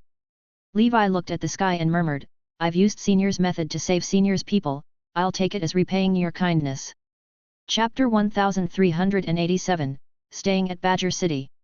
Io, Northern Territory. In the wilderness. Within the army of the Empire's mages, figures of level 1 and level 2 mages fell from the sky. Their eyes were open, but they had lost their spirit. If one observed carefully, they would notice. In their minds, their spirit, will, and souls were completely scattered. Silently, under Levi's domineering and independent sword, the domineering aura emitted by Levi alone had killed all of them. The consciousness of the mages above level 3 came back and looked at the black-armored swordsman who had killed the 2 archmages in one strike. The mage's voice could not help but tremble as he said, "You don't come over. We are the mages of the Empire. The Supreme Archmage is watching you." The black-armored swordsman's expression was calm. His sword aura was like a pillar of light that destroyed everything, blasting the mages in front of him into pieces. Some people took advantage of the chaos to flee into the distance, protecting themselves with divine talismans. Quickly report to Archmage Myriad Thunder that a peak level 5 powerhouse from the Badger tribe has appeared. The mages fled frantically. Levi's right arm turned into a red dragon head. The dragon head opened its huge mouth, and terrifying crimson emperor dragon's breath gushed out. The high temperature swept through the wilderness, burning a passage that stretched for several miles. The escaping mages were reduced to ashes. After the world became quiet, the Badger clan's warriors stared blankly at the invincible figure who had saved them. Who is this? I'm not sure. He's really strong. That move just now is a little like the ultimate skill of the former clan leader. It's the tyrannical slash, but it's even more powerful than the tyrannical slash. But he doesn't look like a barbarian. Tam chased after the black armored swordsman and landed on the ground. Senior, what's your relationship with the Badger barbarian king? Tam was shocked and asked. I accidentally received some kindness from Senior Badger barbarian king. I happened to pass by this place and saw his descendants, so I helped out, Levi said honestly. Tam suddenly understood and said, I watched Senior fight. You should have obtained the Badger barbarian king's inheritance, right? Levi nodded. He took out a copy of the inheritance and gave it to Tam. This thing was left behind by Senior Barbarian King. Now that it has returned to its original owner, I can be considered to have repaid Senior's kindness. Tam's hands trembled after reading the inheritance. The Warlord Catalog. This is the king-level battle manual created by the Barbarian King. The clan originally had it, but it was lost due to the war 1,000 years ago. Thank you, Senior. This is simply a timely help. The moves they were learning now, such as the Fury Slash, the Domineering Slash, and the Courage Slash, were all simplified versions of the Warlord Catalog. As for the middle 3 levels and the upper 3 levels, there was not even a simplified version. Senior, you aren't a barbarian, right? Asked Tam. I am a foreigner. I have come to the Northern Territory to seek refuge with the Winged Tiger Barbarian King. I want to work for him and gain some benefits, Levi said bluntly. This was a common occurrence in the Northern Territory. Tam said, among the 6 barbarian kings, the Winged Tiger Barbarian King is indeed the most suitable for an outsider like you. He is a man of his word, and it is very pleasant to work with foreigners. Levi's heart skipped a beat. It seemed that the Winged Tiger Barbarian King's credibility was not bad. Tam said, Senior, our tribe is not far from here. If you come with us, we can entertain you. After you rest, you can go find the Winged Tiger Barbarian King. Levi readily agreed. The Badger clan was a tribe that once had a barbarian king. Although it was declining now, its foundation was still there. It was indeed a good choice to start from here. Several days later. Sunset Plains. From afar, Levi could see the giant rock city of the Badger clan. Badger City. The giant city was majestic and exuded an ancient aura. Our Badger clan was once a tribe of a barbarian king. However, everything changed when the Sky Badger giant beast died. But now that we have the Warlord Catalog, although we can't become a barbarian king tribe for now, we can have a place below the barbarian king. Senior's great kindness is something our tribe will never forget. Tam said solemnly. Besides Tam, there were also 2 level 5 warriors guarding the city. A level 5 warrior asked, Clan leader, I heard that the migration was ambushed by the Empire's mages. Tam said, yes, this time, the Empire sent out the Flaming Twins of Sala City. We were almost completely wiped out. It was all thanks to the senior's help that we were able to escape death. The Badger clan warrior looked at the unattractive Levi. This person was as burly as a barbarian and looked extraordinary. The aura on his body was comparable to that of the clan leader. Thank you, Senior. Thank you, Senior.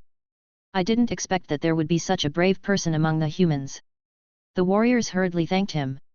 All right, that's enough. Let's go back to the city. Following that, Levi was temporarily staying in Badger City. After he cultivated, Levi would go to the training ground. Barbarian children who looked like they were only 7 or 8 years old were undergoing the Spirit Awakening ceremony. In the center of the training ground, the heads of all kinds of giant beasts were neatly placed in a sacrificial position. Clan leader Tam was standing there, holding an ancient bone axe. Looking at the giant axe, Levi suddenly thought of the Badger Barbarian King. The giant axe he used was like this. Tam began to sing a complicated ballad that was rough and ancient. The elders of the clan also started singing. Amidst the singing, a wisp of green smoke suddenly appeared from the bone axe. The green smoke floated into the sky and transformed into the phantom of a giant beast that was hundreds of meters long and as tall as a mountain. Chapter 1388, Heading to Saba City. The giant beast's head was like a hyena's, and its mouth was full of iron teeth. Its body was thick, its muscles were strong, and its foreclaws were sharp. Is this the spirit of the sky badger giant beast? Levi muttered. The transcendent inheritance of the barbarians had a long history. They were a race that was born when Io was created. When Sauron first created the ancient tower, he probably brought some planes along with their civilizations. This giant axe must be a treasure refined from the remains of the sky badger giant beast. Looking at the giant axe, Levi thought of the bloodline divine weapon of a knight. There should be some similarities between the two. The spirit of the sky badger giant beast transformed into rays of light that surged into the bodies of the children below. At the same time, the elders in the clan all held a bowl of blood.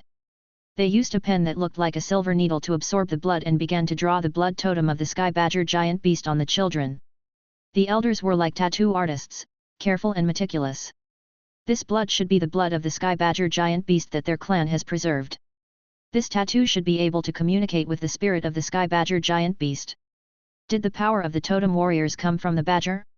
If that's the case, how does one become a level 6 barbarian king? Levi was puzzled. Logically speaking, the sky badger giant beast was only a level 6 being. There was no reason for the totem warriors below to be so strong. Looks like it is because of the uniqueness of the barbarians themselves. After the spirit awakening was over, Levi called Tam over and asked him about the cultivation and history of the barbarians. Tam told Levi everything he knew. This was because the transcendent power of the barbarian race, which relied on the giant beast totem, could not be used by non-barbarians. After the conversation, Levi looked at the sky alone and pondered. The barbarian race's path and the knight's bloodline path were two completely different transcendent systems. Barbarians were not humans. They were a humanoid race, just like elves and dwarves. They were born as a transcendent race with boundless strength. Even if a barbarian does not do anything and simply grows up, the barbarian's strength would be comparable to Nora's legendary knight. To put it bluntly, this race was born with the ability to obtain power from the transcendent giant beast. Therefore, every clan would worship a totem giant beast as a guardian. The so-called spirit awakening was only to open the treasure vault in the barbarians' bodies. If the previous totem giant beast died, the barbarians could also find a new giant beast and worship it as a totem. The stronger the totem, the stronger the tribe. In Levi's opinion, this was a very ancient transcendent path that was similar to the path of faith of the gods. The totem giant beast was the god of the barbarians. Generally speaking, only the barbarian tribes with giant beast totems above level 6 had a chance of producing a level 6 barbarian king. However, there was an exception. Tens of thousands of years ago, a tribe with only level 5 totems had a level 6 barbarian king. Not long after, the level 5 totem also benefited from this and advanced to level 6. In short, because of the special nature of the barbarians, they could establish a subtle connection with the giant beast totem that they believed in. This would strengthen their physique and blood chi, and then they could cultivate powerful combat techniques. These paths are not suitable for us humans, and they are different from my bloodline path. Levi was not discouraged. He had received some inspiration from the barbarians. Moreover, after tasting the Warlord catalog, Levi was also looking forward to gaining more and more powerful combat techniques while he stayed with the barbarians.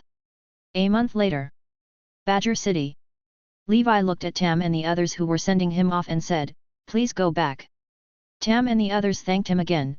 "Thank you for your kindness, Senior." Levi waved his hand and said goodbye. He had a good impression of the Badger clan.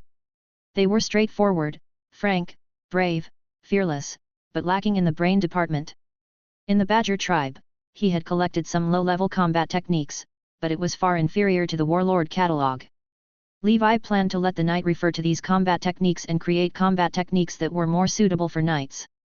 Levi left Badger City and headed north. A month later, in front of Levi was a giant city that was even grander than Badger City. Saba City. The Winged Tiger clan's holy land. There was a mountain peak in the city. At the peak of the mountain, a huge black tiger that was hundreds of meters long and had a wingspan of 1,000 meters was lying in wait. It was in a deep sleep, snoring loudly and emitting a wild aura. The current level 6 totem giant beast of the winged tiger clan, the winged tiger. After Levi contacted Bah, he learned that Bah was still fighting in the south and was not in the city. However, he had already sent someone to contact Levi. Not long after, a group of people flew in front of Levi. You are the person recommended by General Bah, right? That's right. I wonder if Lord Barbarian King is here. Levi asked. Yes, he is. I'll bring you to see the Barbarian King. In the city. In the main hall. A burly man, who was 2 stories tall, was sitting on the throne, drinking hard liquor from a large wooden barrel. On the left, there were many level 5 barbarian powerhouses, all of whom had vigorous vitality. Most of them had the totem of a winged tiger, but there were also other totems. On the right were guests of honor like Levi. Levi even saw the shadow of an acquaintance. He was wearing a flame robe with the pattern of the Fire Bull family. His expression was calm as he sat there with his eyes closed. Farah. It's actually this fence-sitter, Levi sighed. Io was indeed really small. Levi's entire body had changed and was different from before. Therefore, Farah didn't recognize Levi. Of course, there was no harm in recognizing Levi. With Levi's current strength, he had nothing to fear from an ordinary perfected 5th circle wizard like Farah. Chapter 1389, Sparring with General Kirby. Most of the other guests were wizards, and there was no lack of 5th circle senior wizards. Is this the expert Bah mentioned? On the throne, Barbarian King Bar's voice was like thunder. Barbarian King Bar's aura was restrained, but his body seemed to contain a dazzling strength that made the level 5 experts present dare not look at him directly. Lord Bar, you can just call me Victor. I'm not considered an expert. Although it was fine to reveal his real name, Levi still made up a random name. The Barbarian King also knew. These foreigners definitely had ulterior motives, and none of them showed their true faces. However, it didn't matter. As long as it could be driven by benefits, it was fine. The Barbarian King said, I wonder what talents you have. Can you show me? After all, my honored guest definitely can't be an incompetent person. Levi smiled confidently and said, Lord Bar, I know a little about spells and some combat techniques. How should I display them? The Barbarian King laughed and looked around. He asked loudly, Generals, distinguished guests, who would like to experience Victor's abilities for me? At the honored guests area, Farah opened his eyes and glanced at Levi. 5th circle senior spiritual force. It's just so. It looks like he's dual cultivated the path of body tempering, which is why he's so confident. Farah closed his eyes and continued to meditate.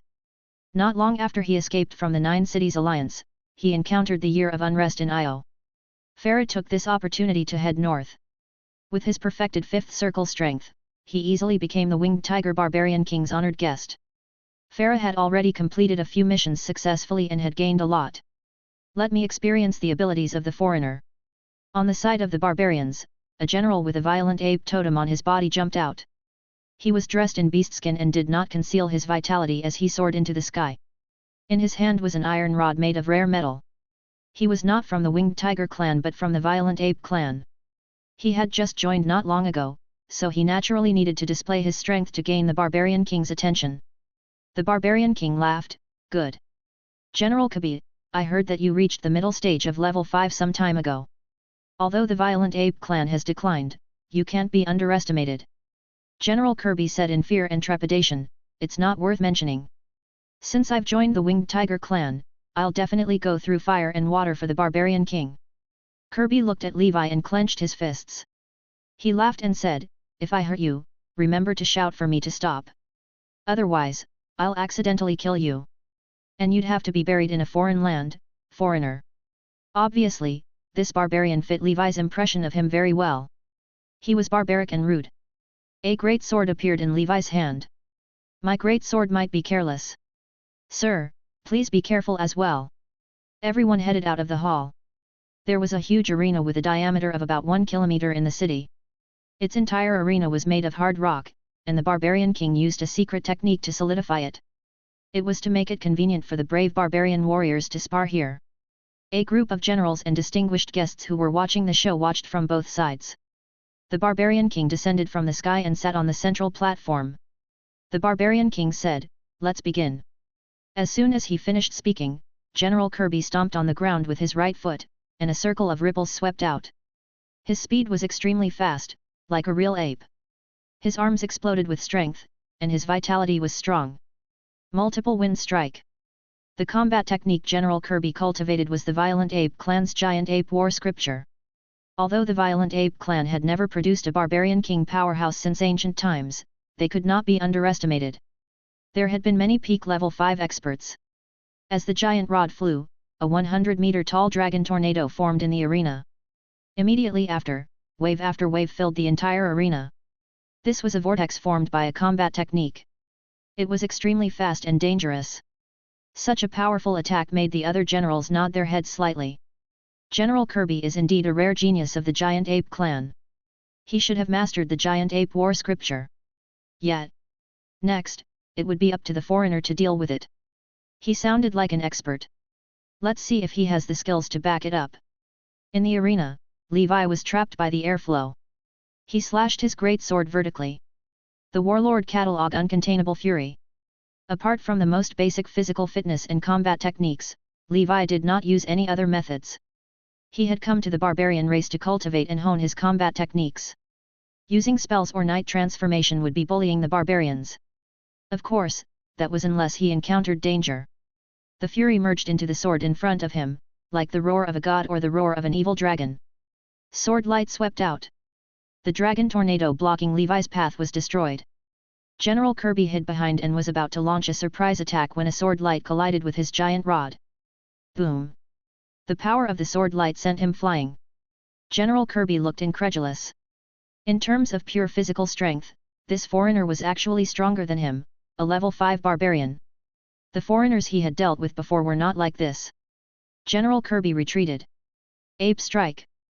His body expanded, and his vitality filled his muscles, causing them to expand and making him transform into a 3-story tall violent ape. Ha! The giant rod split open the sky, a head-on blow. Good move. Levi swung his arm and swung his sword. Thump!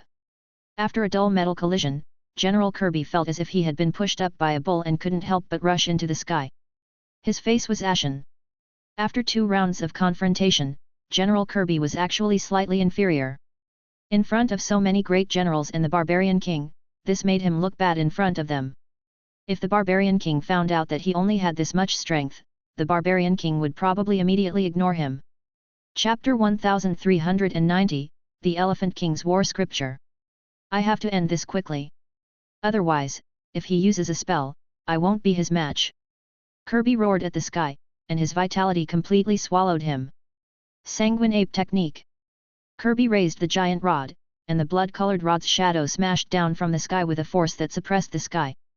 Levi rose from the ground and stabbed forward with his long sword without fear. Brave man is fearless.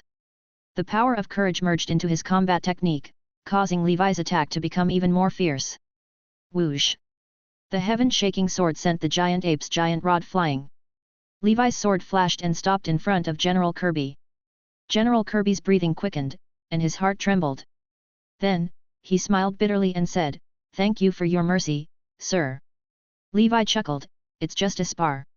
Let's stop here." General Kirby's face turned red as he fell to the ground. Whether it was mentality or strength, he was completely crushed by the other party.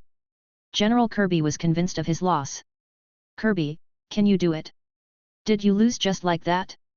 That guy didn't even use any spells." Kirby retorted, "Don't grumble. If you can do it, go ahead." The general with the giant bear tattoo said, "I'll go then." After that, not long after, following the sounds of banging on the ring, the giant bear general ran down with a dejected expression. "I was wrong. I can't." The foreigner in front of them was even more ferocious than the barbarians. He was simply not human. The giant bear general was also unable to force out the other party's spell and was knocked down by a few sword moves. Some barbarian generals didn't believe it wanted to go up, but they were stopped by Bar, who had an ugly expression on his face. Bar scolded angrily, "Are you guys going to take turns fighting? Don't you have any warrior spirit?" The generals lowered their heads and accepted the reprimand. Bar smiled and clapped his hands. "Good, good. It's our tribe's fortune to have you join us, sir. May I know what you want from the barbarian clan?" Levi said, naturally the resources that we foreigners need, or barbarian combat techniques. Hearing this, Bar said, no wonder I saw that your combat technique had a hint of the barbarian's style. It turns out that you want to learn barbarian combat techniques. I have collected many barbarian combat techniques. Other than the secret techniques of my winged tiger tribe, you will have a chance to obtain them as long as you complete my mission. Levi's eyes were filled with joy. He said, thank you, Barbarian King. After that, everyone drank and chatted at the banquet. Levi felt someone looking at him and saw that it was Wizard Farah. Farah smiled at Levi and continued drinking. After the banquet, Levi left Saba City. Levi already had the Barbarian King's contact information. All Levi needed to do now was complete the mission. As a foreigner, he felt uneasy staying in the land of barbarians. Levi found a place, opened up a shelter, and settled down. In the wilderness. The starry night was silent. Levi practiced the 4th level of the Warlord Catalog alone, traceless star stepping. Following the guidance of the Warlord Catalog, he looked at the stars in the sky and sensed the aura of the stars. The cultivation difficulty of the middle 3 levels was much higher than the lower 3 levels. Levi swung his sword continuously, trying to comprehend the profoundness within. Days passed. During the day, he meditated, cultivated breathing techniques, and studied spells. At night, Levi cultivated the rune language and the Warlord Catalog. A month later, Levi was already able to comprehend the aura of the stars. Levi stepped out of the void and slashed out with his sword. The power of the sword was brilliant and dazzling as if it covered the entire sky. The sword chi swept through the wilderness, tearing everything apart. A 1,000-meter-long ravine was formed. The Warlord Catalog proficiency plus 289. This is the feeling. Levi was in a good mood and continued practicing his sword. Besides practicing, he would also look at the other combat techniques he had obtained. Soon, Levi began his first mission. The mission wasn't difficult. Levi had to head to an Empire city and kill an enemy that was a level 5 archmage. Since Levi had successfully completed the quest, the Barbarian King had kept his word and allowed Levi to choose one of the rewards. Levi chose a combat technique from the extinct giant elephant clan. The Elephant King's War Scripture. This was a fist and foot combat technique. It was much weaker than the Warlord Catalog, but it was still very powerful. This combat technique only had 5 levels, and Levi quickly learned the first 3 levels. Levi. Elephant King War Scripture, Level 4, 1/20,000. Special Effect, Elephant Stomp, Elephant Crush, Elephant Armor, Elephant Sky. The special effects of these barbarian combat techniques were their moves. Every advancement represented a breakthrough. One day, I will master all these combat techniques and create more powerful combat techniques. Levi was in a heroic mood. After learning the Warlord Catalog, Levi seemed to have opened up a whole new world. Time flew by. 2 years passed by quickly. Year 1220 of the Holy Brilliance Calendar, the month of beginning. Dark Ancient Tower Calendar Year 55. Levi was 230 years old. The 119th Round Table Meeting. There were no level 1 knights left among the 18 Twilight Cavalry. Even the weakest was at level 2. Time did not hold back, not even the new generation who joined the last. The Pheasant Knight and the Snow Dragon Knight were all from 40 to 50 years ago. Among the older generation, the Black Knight had finally stepped into the realm of a level 4 knight. The Black Knight relied on his knight cultivation and the resources of the Midland to push his wizard cultivation to the second circle. Then, he started to cultivate other things. After all, the knights had many tricks up their sleeves now. The Black Knight's bloodline Dharma was called the Raging Battle Roar. This was a towering Minotaur Dharma idol.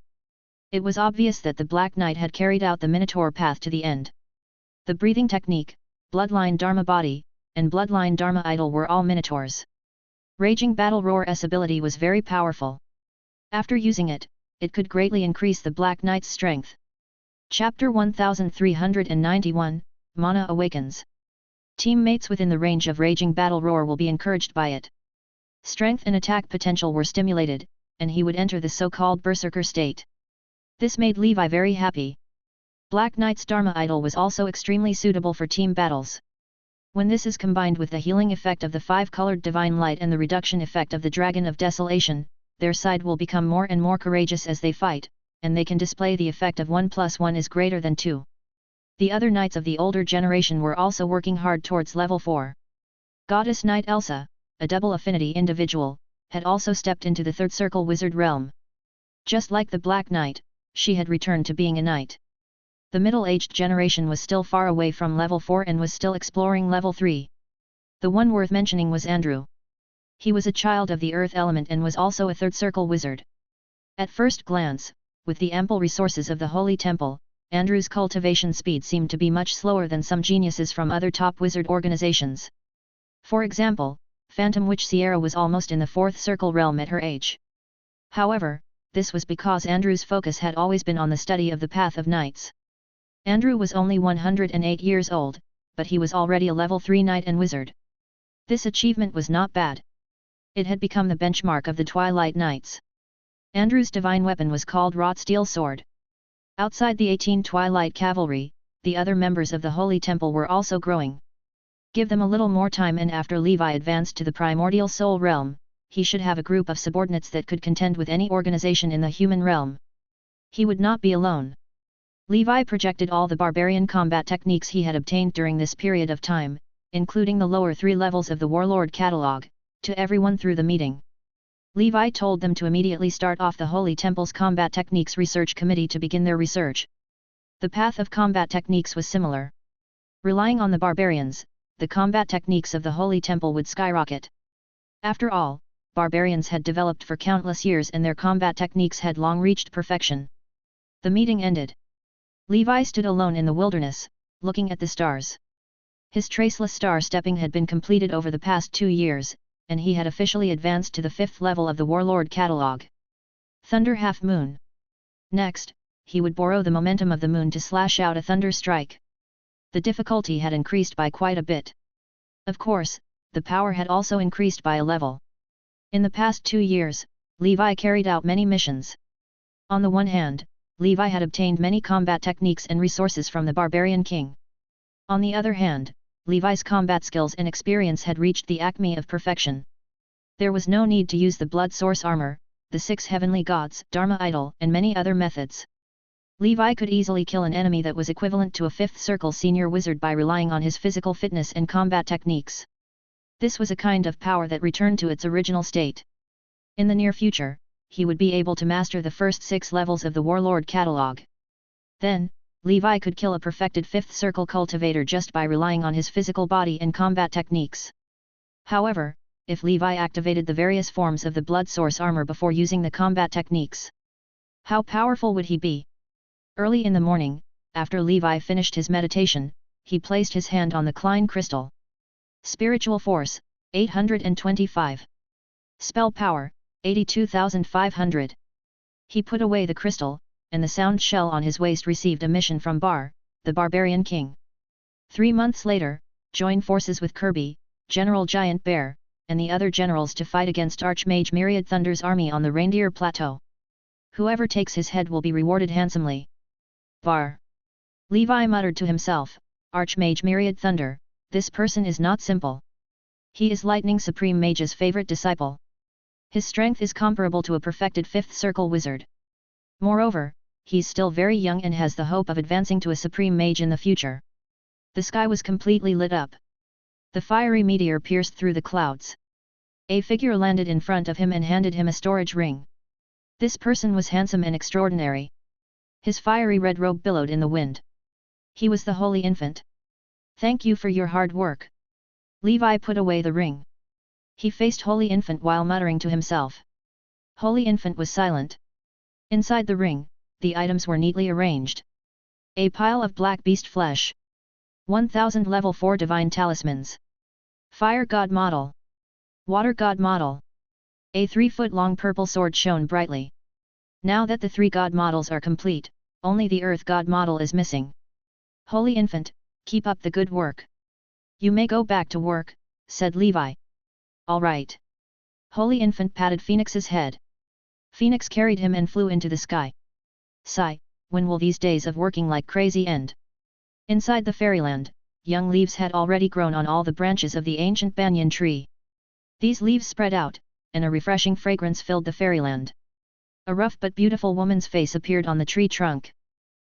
Senior, You're awake. Levi was delighted. Mana's puzzled voice rang out, how long have I been asleep? I feel like I just took a nap and I'm already awake. Levi smiled and replied, it has been more than 10 years. To mortals, it has been a huge change. To you, senior, it's just a short rest. Holy Grail laughed, Mana, my friend, you're finally awake. I've been too lonely all these years since you slept. There's no one to talk to me. Levi was engrossed in his cultivation, so the Holy Grail did not dare to disturb him. The Holy Grail had nothing to talk about with those transcendent creatures either. I'm so itchy. There are little bugs. It's rubbing back and forth under my feet, ah. It's so itchy. Under the tree roots, long with a round and smooth earthworm head emerged. Its catfish-like whiskers around its mouth area danced in the air. At this moment, its small eyes stared at Mana without moving. Holy Grail said, it's fine. You'll get used to it. This is Long, Levi's companion spiritual creature. The reason why you could recover so quickly and stabilize your level 6 realm is because of this little bug. Chapter 1392, Amethyst Light Sword. Mana endured the prickling sensation. Then, she smiled and said, all right, I didn't expect that there would be such a magical thing in this world. Are these small particles its excrement? Levi coughed and said embarrassedly. Yes, but these feces are the purest fertilizer. Senior, please don't blame me. The human face left the tree. A graceful and jade-like young girl appeared in front of him. The fragrance of the plants on her body assailed his nose, and Levi could not help but take another breath. Senior Mana smells really good. Mana was also a part of the ancient Banyan fairyland. She could feel that the fairyland was more vibrant and diverse than before. Graveyard, dreamy cloud swamp, flaming mountain, netherworld cave, and other places, heavenly and earthly treasures took root. The sky, the earth, the sea, and the transcendent creatures galloped. Mana sighed, what a beautiful world. Did you do all of this? Levi replied, I'm just a porter of nature. Mana praised, that's already very good. This place now has the beauty of a true fairyland. I didn't expect you to be so meticulous despite looking like a rough person. These flowers and plants are well taken care of. Levi thought that he probably had some farming genes in his blood. Levi suddenly thought of something and said, by the way, senior, there's a large array not far ahead. I set it up. Sometimes, I might pull some enemies over to deal with them. Senior, please don't blame me for doing so. Mana understood and replied, I understand. Foreigners like you will always fight and kill. Now, you, me, and the Holy Grail are on the same side. If you are in trouble, I will not leave you to die. However, don't provoke any enemies above level 6. Although I've woken up, I haven't fully recovered. My strength is at the bottom of level 6. If I can't defeat the level 6 enemy, it'll be quite embarrassing. Levi smiled and said, don't worry. With my strength, how would I dare to provoke a level 6 enemy? No matter what, he had gotten Mana's promise, so Levi was relieved. In the future, I, Levi, will also be the chosen one who brings an old grandpa with me. He.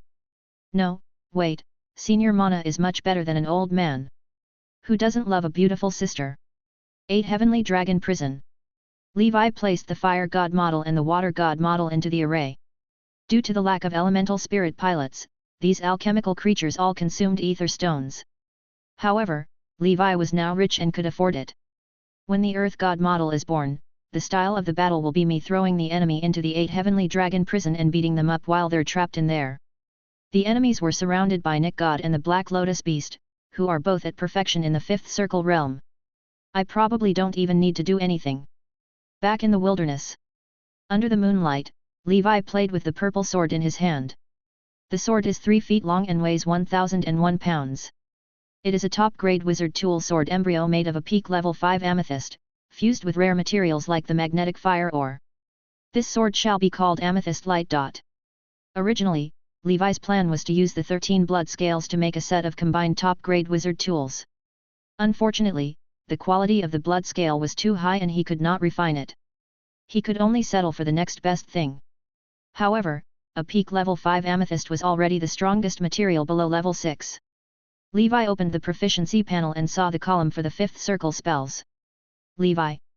Thunder Tiger, level 13, maximum. Solar Aggregation, Level 13, Maximum. Crimson Dragon Barrier, Level 13, Maximum. Golden Dragon Break, 7th Talent Level 11, 1/300,000. 25 years into the 5th circle, Levi had only mastered 4 5th circle spells. Among them, the Crimson Dragon Barrier was his 5th circle protective force field. The Thunder Tiger and the Solar Aggregation were advanced 4th circle spells. All these years, they had been exhausted by him. What Levi had spent so much effort on was his 7th innate technique, Golden Dragon Break. Levi studied the Bronze King Codex that he got from Anya day and night. He combined his profound knowledge array, weapon making, runes, and other aspects. In the end, Levi managed to research the Metal School's innate spell, Golden Dragon Break. Next, I'll solidify the innate spell on the Amethyst Light Sword and place it in the Divine Ring Tower. I'll let my spiritual force continuously fuse with it until it's as easy as controlling my arm. Levi chanted an incantation, and his spiritual force continuously imprinted runes on the sword. In the blink of an eye, a month passed. On this day, the Amethyst Light Sword shone brightly and shot into the sky. At the same time, in Levi's mind, on top of the Divine Ring Tower, the 7th Golden Divine Dragon came to life and swam into the Amethyst Light Sword through the spiritual energy channel. A Golden Divine Dragon began to appear on the surface of the Amethyst Light Sword. Golden runes that had already been imprinted formed its scales. Countless spell nodes lit up and connected. After a long time, the Amethyst Light Sword finally quieted down. It floated in front of Levi like a purple dragon, spinning slowly. Levi flicked the sword. With a whoosh, the Amethyst Light Sword turned into a streak of purple light and rushed into the sky in an instant. It was so fast that even a 5th circle wizard could not see it clearly. Levi pointed down and the Amethyst Light Sword suddenly descended from the sky. A breath later, the sword appeared in front of him. The attack speed is unparalleled. Even with the dynamic strength and spiritual perception of a 5th circle wizard, it is difficult to detect the sword. Next, let me test your maximum attack range. Levi sat cross-legged on the ground, not moving at all. The spiritual force in his mind was attached to the sword. Accompanied by the Golden Dragon's roar on the Divine Tower, the Amethyst Light Sword turned into a stream of light and flew into the distance. 10 miles, 50 miles, 100 miles. 300 miles, 500 miles. 500 miles later, Levi felt that he couldn't go any further. Otherwise, he might lose control of the Amethyst Light Sword. Return. Levi spat out a syllable. The purple light emitted a loud bang. With an unimaginable speed, the sword crossed 500 miles in 10 breaths. A level 4 black beast accidentally blocked the sword's path. The moment the purple light entered the black beast's body, the black beast exploded into a bloody mist. Very quickly, the purple light returned to Levi's side and jumped around happily. 500 miles is not the limit of the Golden Dragon Break. This is because this spell has not reached its limit. It has only achieved a small success. The Amethyst Light Sword entered the Divine Ring Tower. Together with the other top-grade wizard tools and treasures, they were revolving around the 7-colored crystal. Sword Spirit Fleur, who was sitting in the tower, raised her head.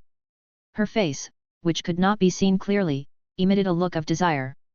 She stood up and turned into a ray of light, charging into the Amethyst Light Sword. An indescribable change occurred. Levi quickly summoned the purple light and sent his spiritual force into it. In the world of the sword, Fleur sat upright. From Fleur's perspective, Levi seemed to have opened up a new world. Could this be the correct way to use the sword spirit? Chapter 1393, Testing Amethyst Light Sword Again. In the wilderness. Levi stroked the Amethyst Light Sword in his hand. At this moment, Levi's spiritual force fused with the accompanying sword spirit. And the accompanying sword spirit had also become one with the Amethyst Light Sword. Yes. To a certain extent, I've already reached the level of man and sword as one that sword immortals admire. After all, the accompanying sword spirit is a part of me. This time, Levi would try again. Levi closed his eyes and used Fleur's perspective to connect with the Amethyst Light Sword. Go. The Amethyst Light Sword transformed into a stream of light. Whoosh. The terrifying speed broke through all air currents and obstacles. 10 breaths later, the Amethyst Light Sword was already 500 miles away. Moreover, Levi felt that the Amethyst Light Sword could still charge forward. Continue. There's no one in the wilderness anyway. Even if I lose control, I can still find it. 600 miles. 700 miles. 20 breaths later, the amethyst light sword appeared 1,000 miles away at an unimaginable speed. I've reached the maximum, Levi muttered. Using the power of the accompanying sword spirit, the amethyst light sword can strike enemies thousands of miles away. The moment Levi thought about it, the amethyst light sword turned into a stream of light and quickly returned to Levi's side. It's too fast. Other than primordial soul, most fifth circle enemies won't be able to react in time and will be killed. Levi suddenly felt a wave of exhaustion. His spiritual force dissipated like flowing water, and the spell power in his body was also greatly consumed. The consumption of spiritual force and spell power from remotely controlling an attack from 1,000 miles away far exceeds that of other innate spells. The attack just now had actually consumed a quarter of Levi's spell power, which was several times more than the Fire Dragon Tribulation. However, the power of this move far exceeded the Fire Dragon Tribulation. As expected of a fifth circle talent. Although innate spells could continuously increase in power as one's cultivation increased, no matter how strong a third circle talent was, it was definitely not comparable to a fifth circle talent. The further one went, the more powerful one's talent would be. After taking the potion, Levi meditated to regulate his breathing. The amethyst light sword returned to the divine tower. The seven-colored crystal emitted a gentle light and blended with it. Levi took a look. The training just now had increased the proficiency of Golden Dragon Break by a lot. After obtaining the sword spirit, the cultivation speed of this innate spell has become even faster. Inside the divine tower, Jin looked at Fleur, who disappeared, and called out to her. "Stop shouting. I'll find more spiritual companions for you in the future," said Levi. Levi looked inside the divine ring tower. Earth Dragon Barrier, Fire Dragon Tribulation, Wind Dragon Scamper, Water Dragon's Song, Thunder Dragon Flash, Ice Dragon Prison, Golden Dragon Break. The innate spells of the 7 major elementalist schools have been gathered. Next, we can study the other factions. Levi could not make a wish when he had gathered 7 dragons, but Levi was very happy. In terms of killing, with the Fire Dragon Tribulation and Golden Dragon Break, it was enough to deal with most enemies. These are the foundation of my battle prowess in the future after I become a primordial soul. After becoming a primordial soul wizard, a large part of the difference between wizards came from innate spells. The difference between a 6-talent primordial soul and a 9-talent primordial soul was huge. Next, I have to be careful when choosing between the 8th and 9th talents. Levi only had 2 talent spell slots left. Besides the elementalist school, there were also life, death, shadow, and darkness. Of course, there were also dream realms, spirituality, alchemy, and other elementary schools. There was no need for the School of Dreams since it overlapped with Levi's Nightmare Dragon breathing technique. As for the School of Spiritualism, he directly passed on it. Levi did not intend to delve into the School of Alchemy. He only needed to master some methods to make alchemical creatures. As for life, death, darkness, and shadow schools. Other than life, they were all schools that had produced legendary wizards. Rowling, the Grand Wizard of the Life School of Thought, was not far from the legendary realm. In Levi's opinion, these 4 schools all had great potential. In short, the remaining 2 innate spells would be chosen from the 7 elemental schools and these 4 schools. In 2 months, he would head to Moose Plateau to confront Archmage Myriad Thunder. Last time, Levi still remembered that fellow using 8 Thunder Hivestone talismans to beat him into fleeing. This time, Levi wanted to let the Archmage Myriad Thunder have a taste of a flying sword. Levi would bring a little shock to the wizard world. Levi calmed himself down and began to cultivate. Days passed. In the wilderness. Within a radius of 1,000 miles from Levi's center, black beasts or small animals would occasionally attack him. In order to practice his accuracy, Levi even began to attack the mosquitoes with his flying sword. Levi teased in his heart, when there are no mosquitoes within 1,000 miles, it will be the day I, the Supreme Sword Immortal, will be born. Year 1220 of the Holy Brilliance Calendar, the month of Germinal. Sea of Stars. In the market, Mia was in a good mood as she meditated. The gossipy store manager opposite said, "Have you heard? The Redbone Wizard of the 5 Elders had broken through to the primordial soul realm half a year ago. Unfortunately, she failed. It was said that she died in the most difficult of the 3 calamities and 4 disasters, the lightning calamity. Someone saw her being obliterated by lightning from afar, and her aura disappeared." Mia asked, "What? The Redbone Wizard is dead?" Among the 5 elders, the Red Bone Wizard had a lower presence.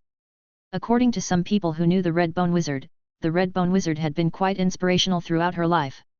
She was a complete nomadic wizard and had never joined a wizard organization. Her talent wasn't that good, but it wasn't bad. She had an ordinary dual element affinity, but she did not have any special talent. The Red Bone Wizard relied on caution and hard work to work hard at the bottom and became a perfected 5th circle wizard in the Flaming Mountain area. Mia felt sad when she heard this. Chapter 1394, The Death of Red Bone Wizard. Mia and Red Bone were not close.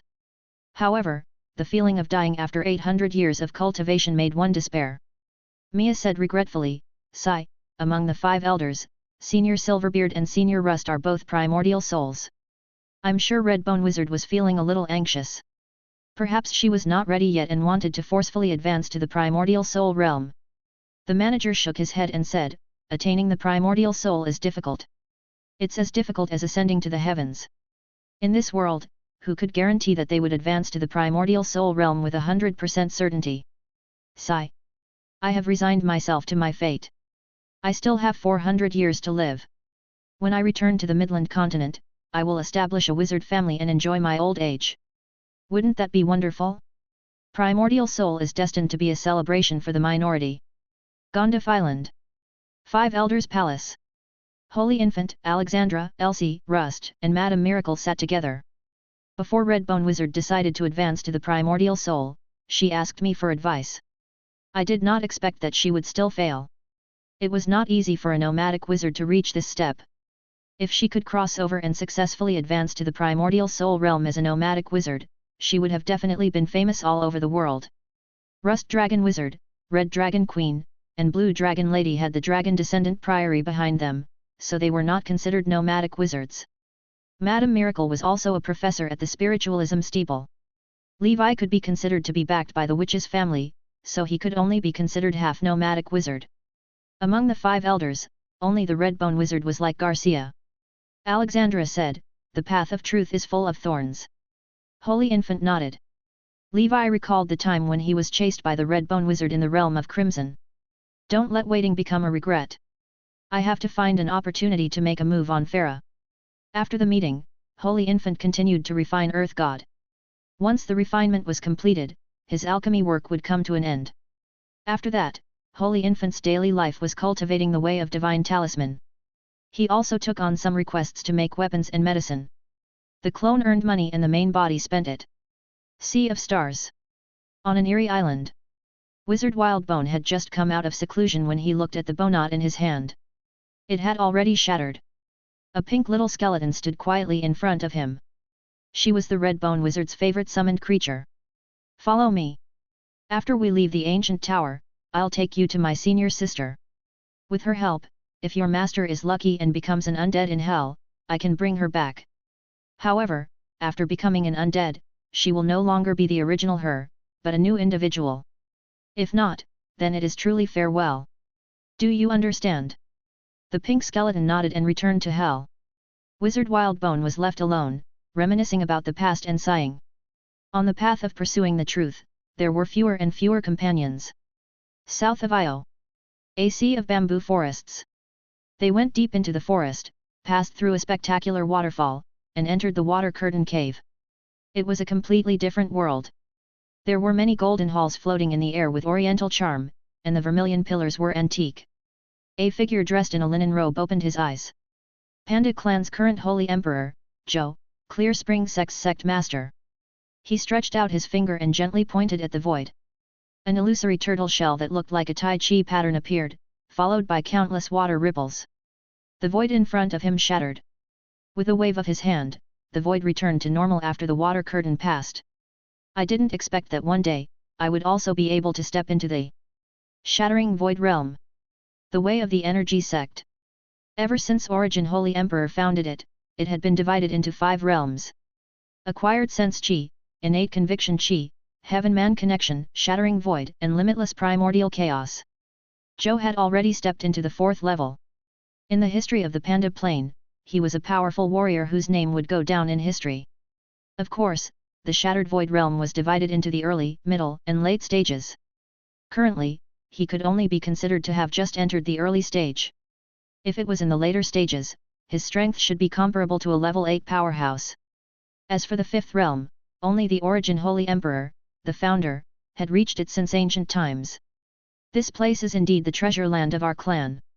Around Holy Emperor Zhou, there were 3 other bearmen, all of whom were chubby. Li, Chen, Hong. Where did An go? These 3 bearmen were geniuses of their respective sects. Li was from the Spirit's Energy sect, Chen was from the Blue Mountain sect, and Hong was from the Sky Cloud sect. Apart from that, there was also a little girl named An. She was a disciple of Zhou's Clear Spring sect. Chen said steadily, An met an injured snake outside the Grotto Heaven and is treating it. The Grotto Heaven was referred to as the secret realm mentioned by wizards. A secondary plane that was dependent on the birth of the prime material plane. This land of inheritance was located in a Grotto Heaven. The Holy Emperor nodded and sternly said, your cultivation progress is not bad. You've already entered the late stage of Heaven-Man connection. On the 5th floor of the Dark Ancient Tower, you can be considered a powerful expert. We, the Panda clan, have never liked fighting, but we still need to have the necessary training. Therefore, we have to be born. We have to make changes so that we can save ourselves in the future from the evil demon tribulation. Hong said loudly, I'm ready. Li rubbed his fists and said, that's great. My fist of rage has always been yearning for a real battle. Even the calm Chen felt his blood burning. The Holy Emperor said, you're restricted by the ancient tower's rules, but it's also to train you. Unless you encounter a level 6 existence or are in a life and death crisis, you'll be able to survive. Otherwise, I won't make a move. I will silently watch you and observe your performance. Besides your strength, you must learn to use your brains and your hearts to fight. You must learn to plan before you act and work together as a team. Chapter 1395, Azure Sky Snake. In the bamboo forest, beside the stream. In front of An was a small green snake. The snake's eyes were lively and didn't seem ordinary. It was twisted and covered in wounds. Ching, don't move. I'm healing you. An applied the herbs she had concocted on the green snake. Then, she took out a flute-shaped instrument from her waist. This instrument was emitting a faint blue light. It was probably some kind of treasure. An played softly. As the ethereal music played, blue runes that looked like musical notes jumped out of the stream and turned into a warm current that flowed into the green snake's body. Clear Spring Sex Martial Art, Music of Flowing Water. It could heal injuries and soothe the mind. It could be called an all-purpose elixir. The green snake's injuries healed at a visible rate. It looked at An with its intelligent eyes, as if it wanted to imprint it in its mind. The song ended. The green snake's injuries were much better. Let's go, Ching. An waved her hand. Sparks flew around the green snake, and it looked like it was about to burrow into the void. It was also a creature that was born with void power. If Levi was here, he would be able to recognize it. This was a rare azure sky snake. The azure sky snakes were transcendent snakes that could grow to level 6 and above. However, the light of the array lit up the world. In the next moment, there was a burst of strange laughter. A black-robed wizard descended and used a wizard tool to control the azure sky snake. Tisk, tisk, tisk, the azure sky snake I've been chasing for so long is actually here. Speaking of which, your bearman's strength is very strange. You're only at level 5, but you can actually mobilize the elemental power of heaven and earth. Wait for me to capture you back to the laboratory and study you properly. The black-robed wizard was a 5th Circle senior wizard of the Black Sun Steeple and had accidentally discovered this place, the land of peach blossoms. An said loudly, let go of Ching, or I'm going to hit you. The dark wizard sneered, interesting. There's actually such an innocent and cute level 5 existence in this world. Without a word, the dark wizard transformed into a giant hand of black flames and slapped toward An. An's body was surrounded by water, and she dodged the attack. She played her flute. The water of the great river rose from the sky and circled around this place in 9 turns. Martial arts, 9-song river dance. The dark wizard put away his playful thoughts and transformed into a black unicorn with his innate spell, breaking through the river. An looked at Ching and frowned. The sound of her flute suddenly sped up.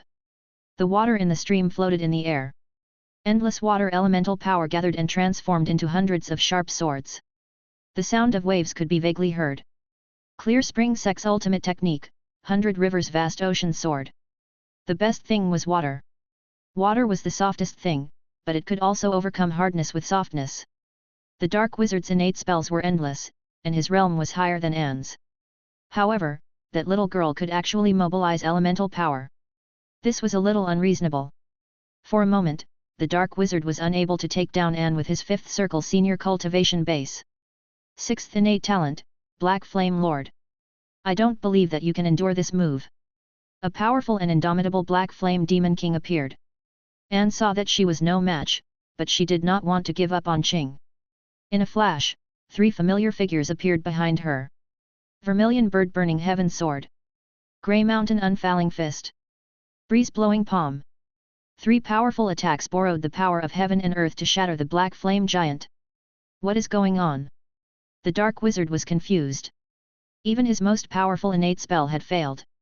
Suddenly, the little green snake had somehow escaped from his control, and the wizard tool on the ground had already cracked.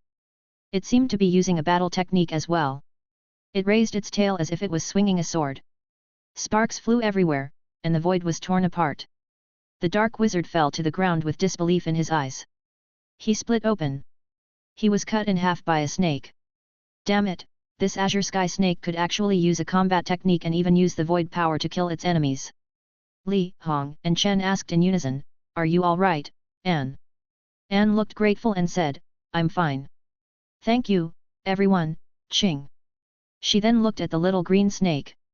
"You're so powerful. Where did you learn these combat techniques?" The green snake pointed its tail at the waterfall in the distance. Anne came to a realization and asked, "You came out from there too?" The green snake nodded, then flew back to Anne's shoulder and wrapped around her arm. It seemed that it would not leave. Anne said helplessly, "We're leaving this place. You want to come with me too?" The green snake nodded. Anne thought for a moment. Then, she said with a smile, "That's great. Let's go." The 4 energy sect members left quickly. In the void, the Holy Emperor's expression was calm. There were many experts in the ancient tower. He wondered if these little fellows could make a name for themselves. The tide of the plane convergence is unstoppable. In the near future, Panda may completely integrate into Elena's hometown, Nora. It is only a matter of time before we come into contact with a powerful wizard civilization. If we can take this opportunity to make wizard friends like Elena, our future will be much easier. Io, Northern Territory. Moose Plateau. Great Deer City. On the city wall, many powerful figures stood in the air. Kirby, Giant Bear, and the other 4 barbarian generals were emitting a soaring vitality. On the other side, they were the guests of honor such as Farah and the other wizards. Other than the Winged Tiger tribe, there were also reinforcements from other tribes. For example, a blue-robed guest of honor had come from the Heavenhorn tribe. Her figure was impressive and her curves were alluring. Beneath her feet was a large white bird that blotted out the sun. This person was Ice Phoenix Ferlin. After she arrived at the ancient tower, her goal was very clear, and that was to obtain the Heaven Crystal Dragon Ant. After a round of searching, she discovered that the Heaven Crystal Dragon Ant had already become the totem beast of the Heavenly Ant Tribe. Chapter 1396, Contracting with Ant God. The Heavenly Ant Tribe had also risen within 10,000 years. Now, they had a barbarian king and were one of the 6 major tribes. The Heaven Crystal Dragon Ant was known as the Heavenhorn Ant God. This heaven-horned ant god was probably the descendant of the dragon ant that the Calamity Wizard had brought in. The earliest one had most likely died of old age.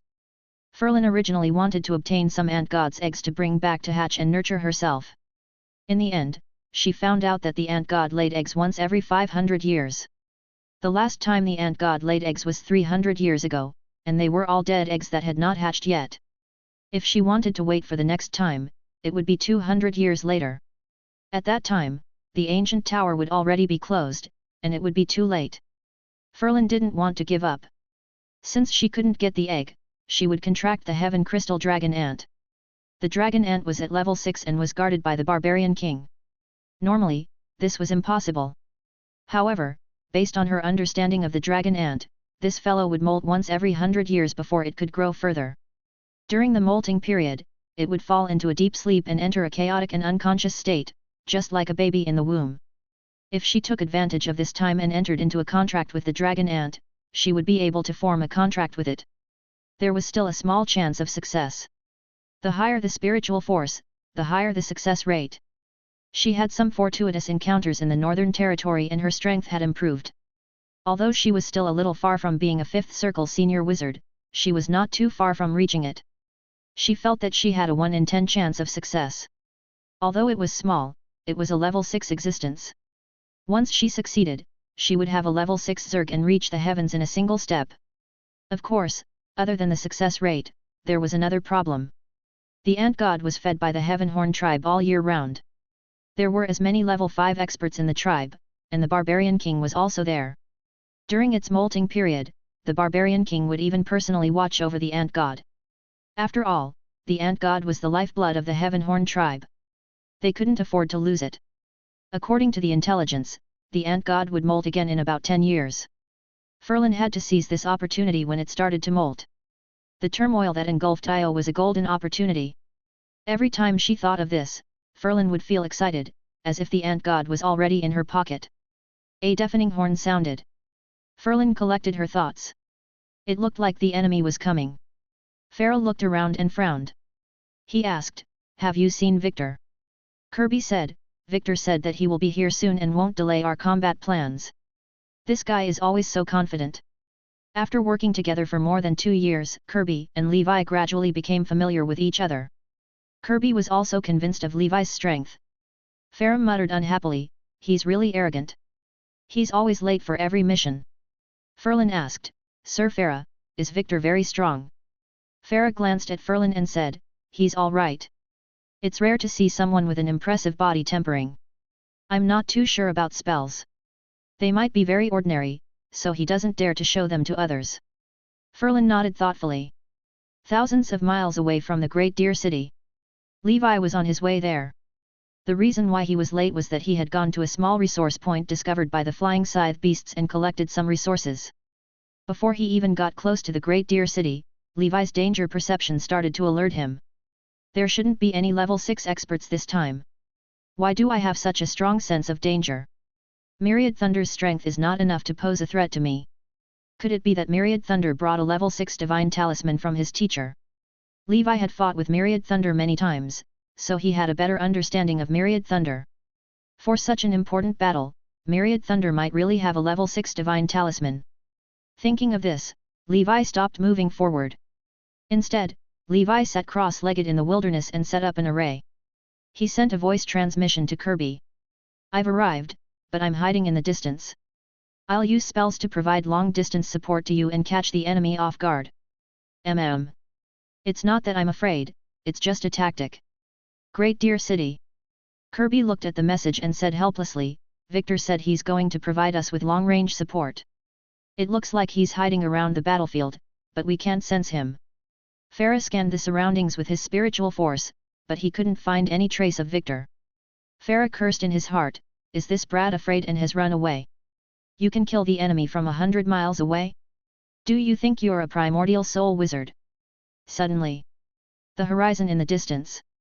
The war drum sounded, and the sea of clouds dispersed. A huge airship tore through the air and pressed down on the plateau. On the airship, a calm archmage wearing a thunder robe stood at the bow of the ship. Archmage Myriad Thunder was a powerhouse at the peak of level 5. On both sides of the airship, there were 10 archmages who were looking at the Great Deer City. "Lord Archmage, look at these barbarians. Only by inviting outsiders can they barely contend with us. It's really sad. After today, the Great Deer City will become history. We will take this city and break through the line of defense that leads to the hinterland of the barbarian race." The archmages were full of confidence and they were clearly prepared. Myriad Thunder was excited. "Haha, when the time is right, I'll let you all experience the might of a level 6 divine talisman." That's right. Under Myriad Thunder's persuasion, he really managed to obtain a precious level 6 divine talisman from his teacher. This talisman was called Thunder Tribute. After being released, it could gather the thunder elemental power within a radius of several dozen kilometers. It could execute destructive attacks on enemies in a large area. Chapter 1397, Kill the Enemy with a Sword. The Great Deer Tribe was once a barbarian king tribe, and the city was protected by a level 6 totem spirit. Thus, Myriad Thunder needed to first consume the totem spirit before releasing the lightning talisman. Archmage Myriad Thunder shouted, "Barbarians and heretics of the Great Deer City, listen up! Those who leave the city and surrender to the Empire now and are willing to be restricted by slavery can live. Otherwise, none of the people in the city will survive today." In the next moment, "Cut the crap, let's do it!" Vulgar words came from the city. Kirby and the others exhaled. Myriad Thunder's expression turned cold. He ordered, "Array team, Divine Talisman team, Airship team. All troops, attack!" Myriad Thunder waved his hand. On the airship, rays of array shot into the sky. Mages rushed forward in formation, their spells shining on each other. The divine talismans that filled the sky also attacked Great Deer City. Above the Great Deer City, mew! Accompanied by the roar of the ancient wilderness, the phantom of a giant deer that was like a mountain appeared in the city. The earth and yellow light enveloped the Great Deer City and all the attacks were blocked. Pharaoh looked at the giant deer phantom. "This is the spirit of the giant beast totem after its death? Interesting." The giant deer clan leader roared. "The deer god is protecting us. Whoever takes Myriad Thunder's head in this battle will be rewarded by the barbarian king." For a moment, both parties began to fight in the wilderness outside the city. High in the sky, in the wind disaster stratum, a team of flying scythe beasts passed by and took in the battle situation. Levi, who was hiding 800 miles away, was monitoring the battle from afar. In front of him, the amethyst light sword buzzed and trembled, and wisps of spell power flowed into it. In the sword's world, Fleur opened her eyes. "I'll accumulate my strength first. When the time is right, I'll kill him in one strike." Levi muttered to himself. He pointed at the sky. The purple light shot into the sky. Wherever it passed, a surge of incomparably sharp metal elemental power would gather within. Like a rolling snowball, the amethyst light grew brighter and brighter. Just like that, the amethyst light sword continued to circle above Levi's head, gathering more metal elemental power. Around the sword, the void distorted and trembled as if it could not withstand the sword's aura. The Great Deer City. Archmage Myriad Thunder looked at the giant deer spirit that was thinning. "Quick, attack with all your might!" Myriad Thunder urged. Myriad Thunder couldn't wait to use Thunder Tribute to shatter the Great Deer City and let the world see the might of the brilliant thunder. Outside the city, Kirby and the other barbarian warriors charged into the enemy line and fought a bloody battle. In the distance, Farah, Ferlin, and the others cast their long-range spell to fight the enemy. Farah cursed, "Damn Victor, he actually ran away. After this battle, I must report him to the barbarian king." Up until now, he hadn't seen Victor. In the past 2 years, Victor was good at fighting, and he was brave. Therefore, he was appreciated by the barbarian king, causing Farah's status to gradually fall. Farah was clearly the only one among the guests who had attained perfection in the fifth circle realm. Now, Farah finally had something on Victor. On the other side, General Kirby was also extremely anxious. Why isn't Victor here yet? The totem spirit can't hold on any longer. The Empire's offensive was fierce. Spell, divine runes, array, airship, and the 4 main firepower systems were all attacking fiercely. 800 miles away. Levi opened his eyes. "Go, the target is Archmage Myriad Thunder." He pointed into the distance. The purple light disappeared from his sight in an instant. The Great Deer City. Accompanied by the attack that filled the sky, the totem spirit wailed and collapsed. Every time the totem spirit was used, it would require a long time of preparation and a great price to pay. Now that it had been broken, they could only rely on the fifth circle array built by the wizards to barely resist. However, under the fierce attack of the enemy, the array could not last long. Kill. A barbarian warrior killed an Empire mage in close combat. In the next moment, the divine talismans exploded, drowning him and turning him into ashes. Ice Phoenix transformed into a giant bird of ice and flames, charging forward on the battlefield. Farah's force field flashed, releasing a huge fire bowl phantom that charged toward Myriad Thunder. "Myriad Thunder, I'll take your head." Myriad Thunder used a spell to resist Farah and said disdainfully, "Ignorant foreigner." Finally, Myriad Thunder was overjoyed when he saw that all the arrays had been shattered. Using the Thunder Tribute, be destroyed.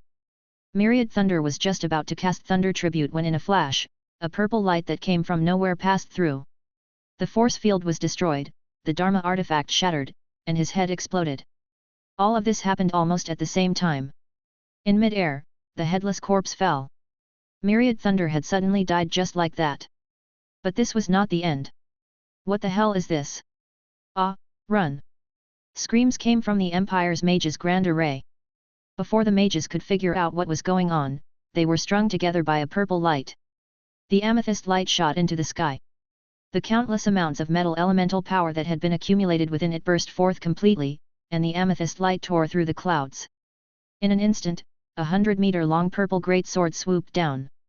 Its target was the Empire's airship. Hurry up! Protect the airship! Everyone, attack the great sword! Some low-level mages who tried to block the purple great sword were instantly annihilated. The airship's energy shield was fully activated to protect it. Rumble!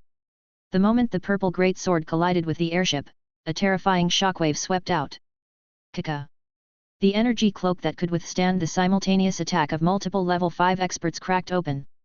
The purple great sword ruthlessly stabbed into the deck of the airship, and with a flick, the entire airship was cut in half. The array set up on the airship exploded, the runes dimmed, and the pilots died one after another. Chapter 1398, Aftermath of Battle of Great Deer. The airship crashed. The great sword seemed to have used up all its strength and turned into a 3-foot-long purple sword. With Myriad Thunder's body still falling, the purple sword quickly left with his body. The chaotic battlefield quieted down. Both sides looked into the distance at the same time. A figure was hovering in the clouds. The purple sword placed Myriad Thunder's corpse down and circled around him happily. Who else could it be but Victor? In his right hand was Myriad Thunder's corpse, and in his left hand was a purple divine talisman that gave him a strong sense of danger. I knew it. Myriad Thunder has a level 6 divine talisman. Fortunately, I was careful. Otherwise, I would have been killed indiscriminately. Levi put away the divine talisman and the spoils of war from Myriad Thunder. Levi wanted to go to the barbarian king in exchange for the bounty using Myriad Thunder's corpse. Levi slowly descended above the Great Deer City and said indifferently, Myriad Thunder is dead. Everyone, take advantage of this and pursue victory. Seeing that Commander Myriad Thunder was dead and the airship was also destroyed, the Empire's mages panicked. Farah was stunned. Farah didn't even see what the purple light was before Myriad Thunder died. What kind of treasure was this? For it to instantly kill Myriad Thunder? Farah looked at Victor with shock. If he had been ambushed by Victor with that sword attack, he would probably have ended up no better than Myriad Thunder. That sword just now had already mobilized the elements of heaven and earth. How did Victor do it? Could that purple sword be some kind of powerful treasure? Farah thought for a moment. This was the only possibility. It was impossible for someone in the fifth circle realm to mobilize the elements of heaven and earth, right? On the other side, Levi's long sword appeared and pointed forward. Domineering and independent. He slashed out with his sword, and his aura was earth-shattering. A group of low-level mages fell to the ground silently. This move was simply a divine skill to torture noobs. It was even more useful than a wizard's area of effects spell. Let me fight you. An archmage couldn't believe it. The archmage felt that the terrifying purple sword just now was probably the result of this person using some kind of trump card. However, trump cards would definitely consume a lot of energy and pay a huge price. Therefore, after he put away the purple sword, he no longer used it. Instead, he chose to kill the enemy with his combat skills. All right. Levi stepped forward. In the sky above the Great Deer City, the originally clear sky suddenly turned dark and night fell. Traceless star stepping. The aura of the stars descended and wrapped around the sword chi. Sword chi swept out. The force field of the archmage in front of him shattered, and his Dharma artifact shattered. He was cleanly cut into two by Levi. Like a god of war, Levi kept the corpse and looked at the other archmages. The archmages seemed to have been targeted by a ferocious beast and fled without looking back. Inspired by Levi's imposing manner, the other barbarian warriors also charged forward crazily. In terms of valor, the barbarians were definitely not weaker than others. Seeing that the situation was no longer in their favor, a vice-commander ordered unwillingly, retreat. The mages felt as if they had been pardoned and immediately fled. The swordsman who suddenly barged into the battlefield was too terrifying. One look from him could scare some low-level mages to death. His strength was evident. After chasing for 100 miles, Levi killed another 2 level 5 mages and stopped. I won't chase after a cornered enemy in case I encounter any more ambushes. Killing Myriad Thunder is enough. Levi panted heavily and reviewed the battle. The sword that killed Myriad Thunder actually consumed 1/3 of my spell power. But to easily shatter a perfected 5th circle Archmage's force field and Dharma artifact as well as kill him in an instant, this bit of consumption is worth it. Golden Dragon Break, this innate spell, the longer it accumulated power, the greater the power, and the greater the consumption. Levi was only at level 11 for this. When he cultivates it to the maximum at level 13, after accumulating power, any enemy below the primordial soul level could be killed with a single strike. After this battle, I'm afraid there will be a wave of sword wizards in the wizard world. Outside the ancient tower. The 5th level projection. On the screen, Archmage Myriad Thunder and Farah were fighting. Suddenly, a purple light flashed. Myriad Thunder's head was gone, and his headless corpse fell to the ground. The scene disappeared. What's going on? We were enjoying the show. I'm not sure. That native seemed to have been instantly killed by a spell. Did you see what it was? No, there's no beginning or end to this scene. It seems that the attacker is too far away. The battle ended too quickly, so the ancient tower did not capture it. This works too? Could it be that a primordial soul has made a move? A primordial soul shouldn't be so bored as to participate in the war between the 3 natives. The low-rank and middle-rank wizards did not understand what had happened to the attack just now. Only a small number of primordial soul wizards who were paying attention to the battle on the 5th floor were somewhat enlightened. Ingeniously combining the metal school spells and the secret sword to launch an ultra-high-speed attack from an ultra-long distance. Interesting. When did such a genius appear in the metal school? It seems like an ordinary attack, but the spells, arrays, and weapon-making knowledge involved are too extensive. It's not something that ordinary people can study. Several days had passed since the Battle of Great Deer ended. The final battle report came. Out of the 11 archmages that the Empire sent out, only 3 managed to escape. The most shocking thing was that the potential supreme mage, the invincible archmage Myriad Thunder, had also fallen. The military airship that the Empire had spent a lot of effort to develop was also shot down. The other losses were countless. On the contrary, the barbarians won. Saba City. In the main hall, Barbarian King Bar's aura was like a tiger, and he was in a good mood. In front of him was Myriad Thunder's headless corpse. Ha ha ha, this battle was really refreshing. Myriad Thunder was the favorite disciple of that old lightning supreme mage. He should be slamming the table in anger now.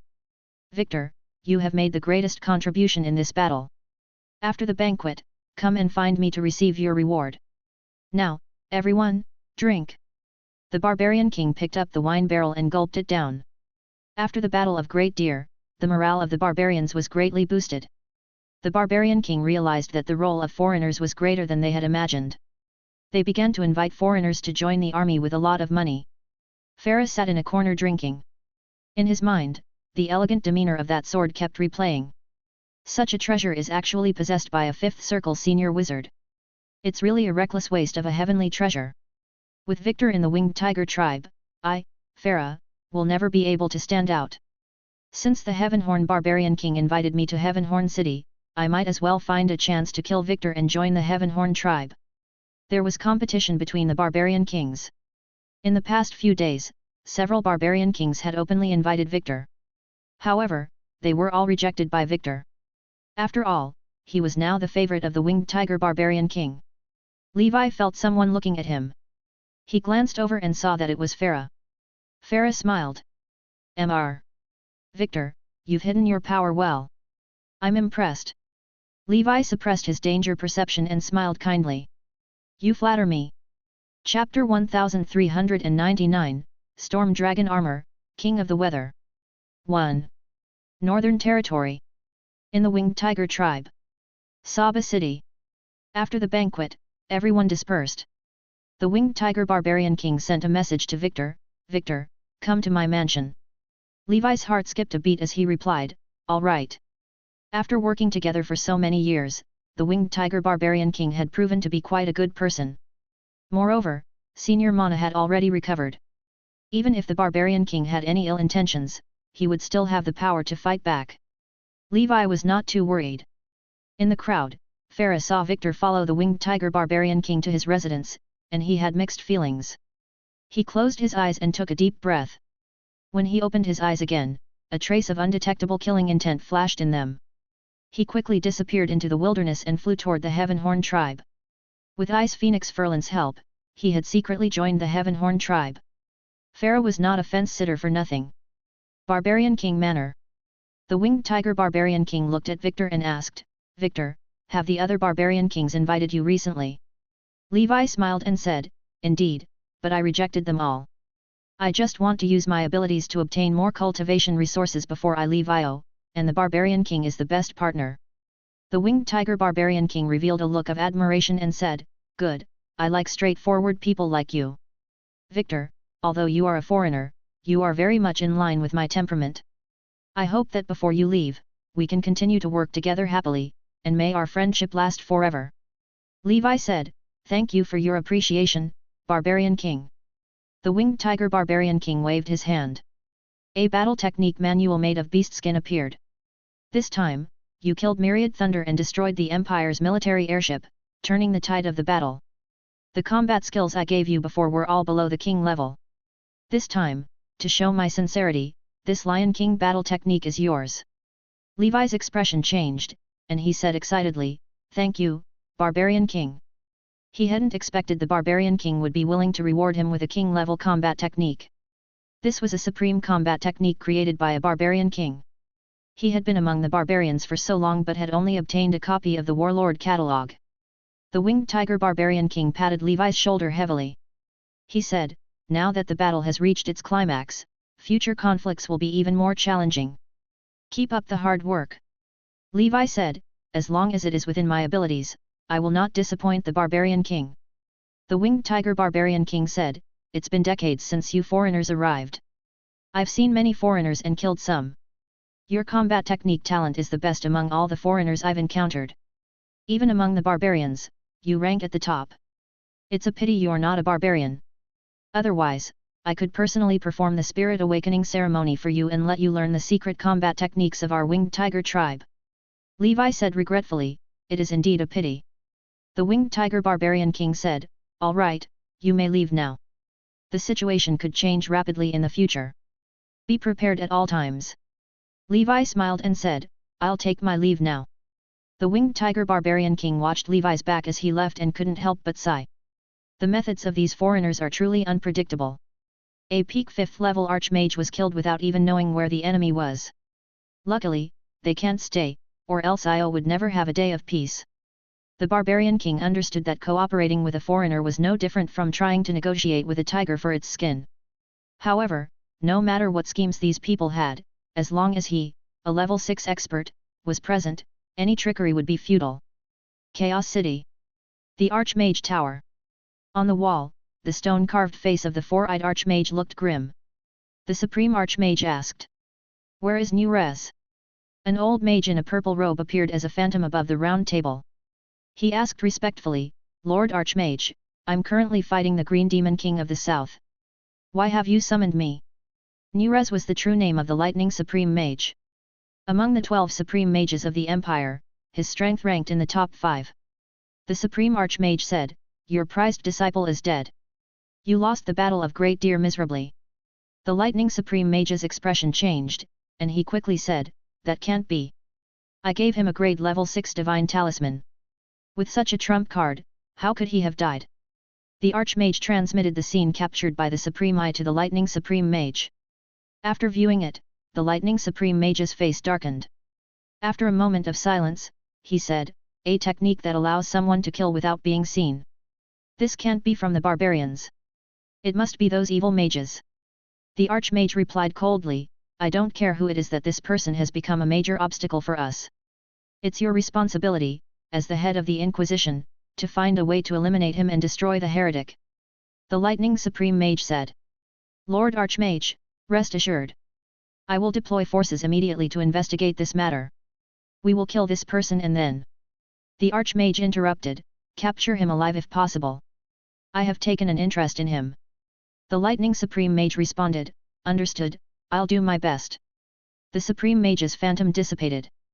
The Archmage statue grew silent. In front of it lay a mountain of wizard knowledge and inheritance. "Sauron, you think you can use me to build a trial ground for wizards? Little do you know, I can use your arrangements to absorb the crystallized wisdom of the wizard civilization for my purposes. I am the Chaos Ancient Serpent, a great entity born from the primordial chaos, ha ha ha. In the southern region of Io. Within a valley. The Imperial Mage Army of the Thunder Division was stationed here, with the towering Mage Tower rising 300 meters in the center. Chapter 1400, Storm Dragon Armor, King of the Weather. 2. On the surface of the Mage Tower, thousands of lightning bolts struck down, filling the air with an aura of destruction. Inside the tower, the Lightning Supreme Mage narrowed his eyes. This broken statue thinks of itself as the Supreme Archmage. But daring to kill my beloved disciple? Whoever you are, I will find you. Since you've destroyed the vessel I carefully prepared, I'll turn you into a vessel. Year 1220 of the Holy Brilliance Calendar. Month of Flowers. In the Sea of Stars, at the White Robe Wizard Association, Mia's Pharmacy. Mia had just mastered the Fitch Circle protective force field and was practicing it diligently. My defensive ability has greatly improved. I no longer need the Fourth Circle force field. Outside the door, a portly Fifth Circle portly wizard knocked and asked, Miss Mia, is Master Fire Dragon here? Mia paused her training and smiled. Oh, it's Wizard Beckman. Master is here. Do you need something refined? Beckman replied, I would like to ask Master to refine a secret sword wizard tool for me.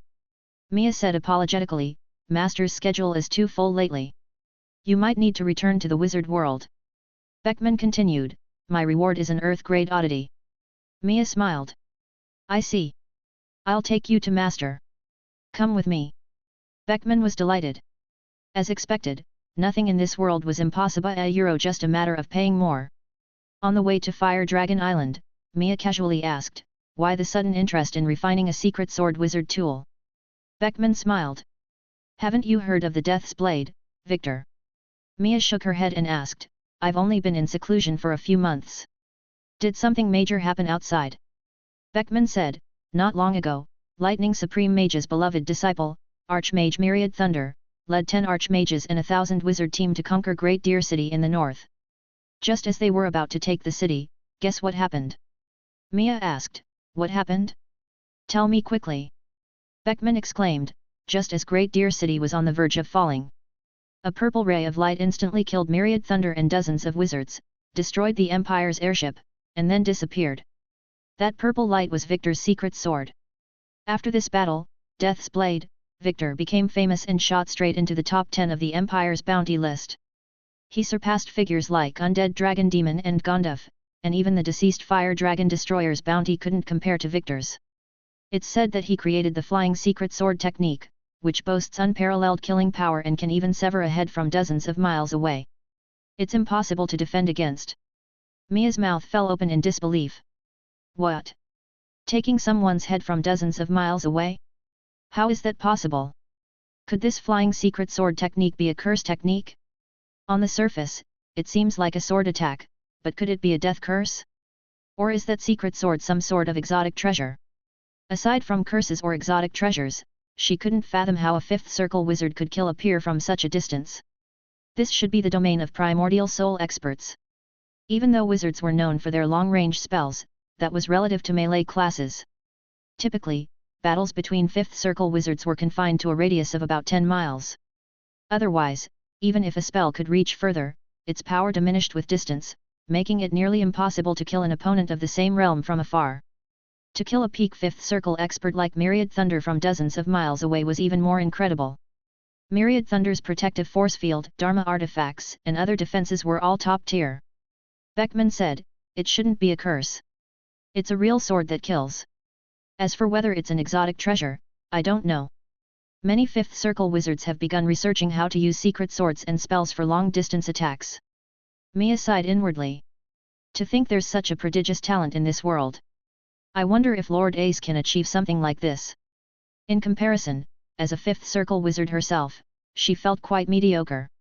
Comparing oneself to others could be disheartening. On Fire Dragon Island, Beckman finally met the elusive Master Fire Dragon. The Holy Infant asked, I hear you have a truth oddity. Let me see what it is. Beckman nodded and produced an earthen yellow oddity. This oddity resembled a small turtle, its head retracted into its shell, unmoving. Beckman said, This is Tortoise's Heart, an Earth-grade, Earth-type oddity. The Holy Infant smiled. All right, deal. You want to refine a secret sword, correct? Where are your materials and blueprints? Beckman took out a level 5 amethyst and said, Master, this amethyst is my material. I obtained it at a high price. It's a remnant of the amethyst race and is extremely hard. Additionally, the recently famous Death's Blade seems to be made from amethyst. As for the blueprints, I don't have them. Master, you can use your existing designs to refine one for me. The Holy Infant replied, not a problem. Come back in half a year to collect your item. Beckman was pleased. Thank you, Master. Master Fire Dragon's weapon refining skills were renowned in the Sea of Stars and even the southern region. Thus, Beckman was confident in leaving the work to the Master, without worrying about the materials being ruined. After all, Master had crafted many top-grade wizard tools, so this one was no challenge. As Beckman departed, the Holy Infant murmured, What exactly is the Death's Blade? Is it truly that powerful?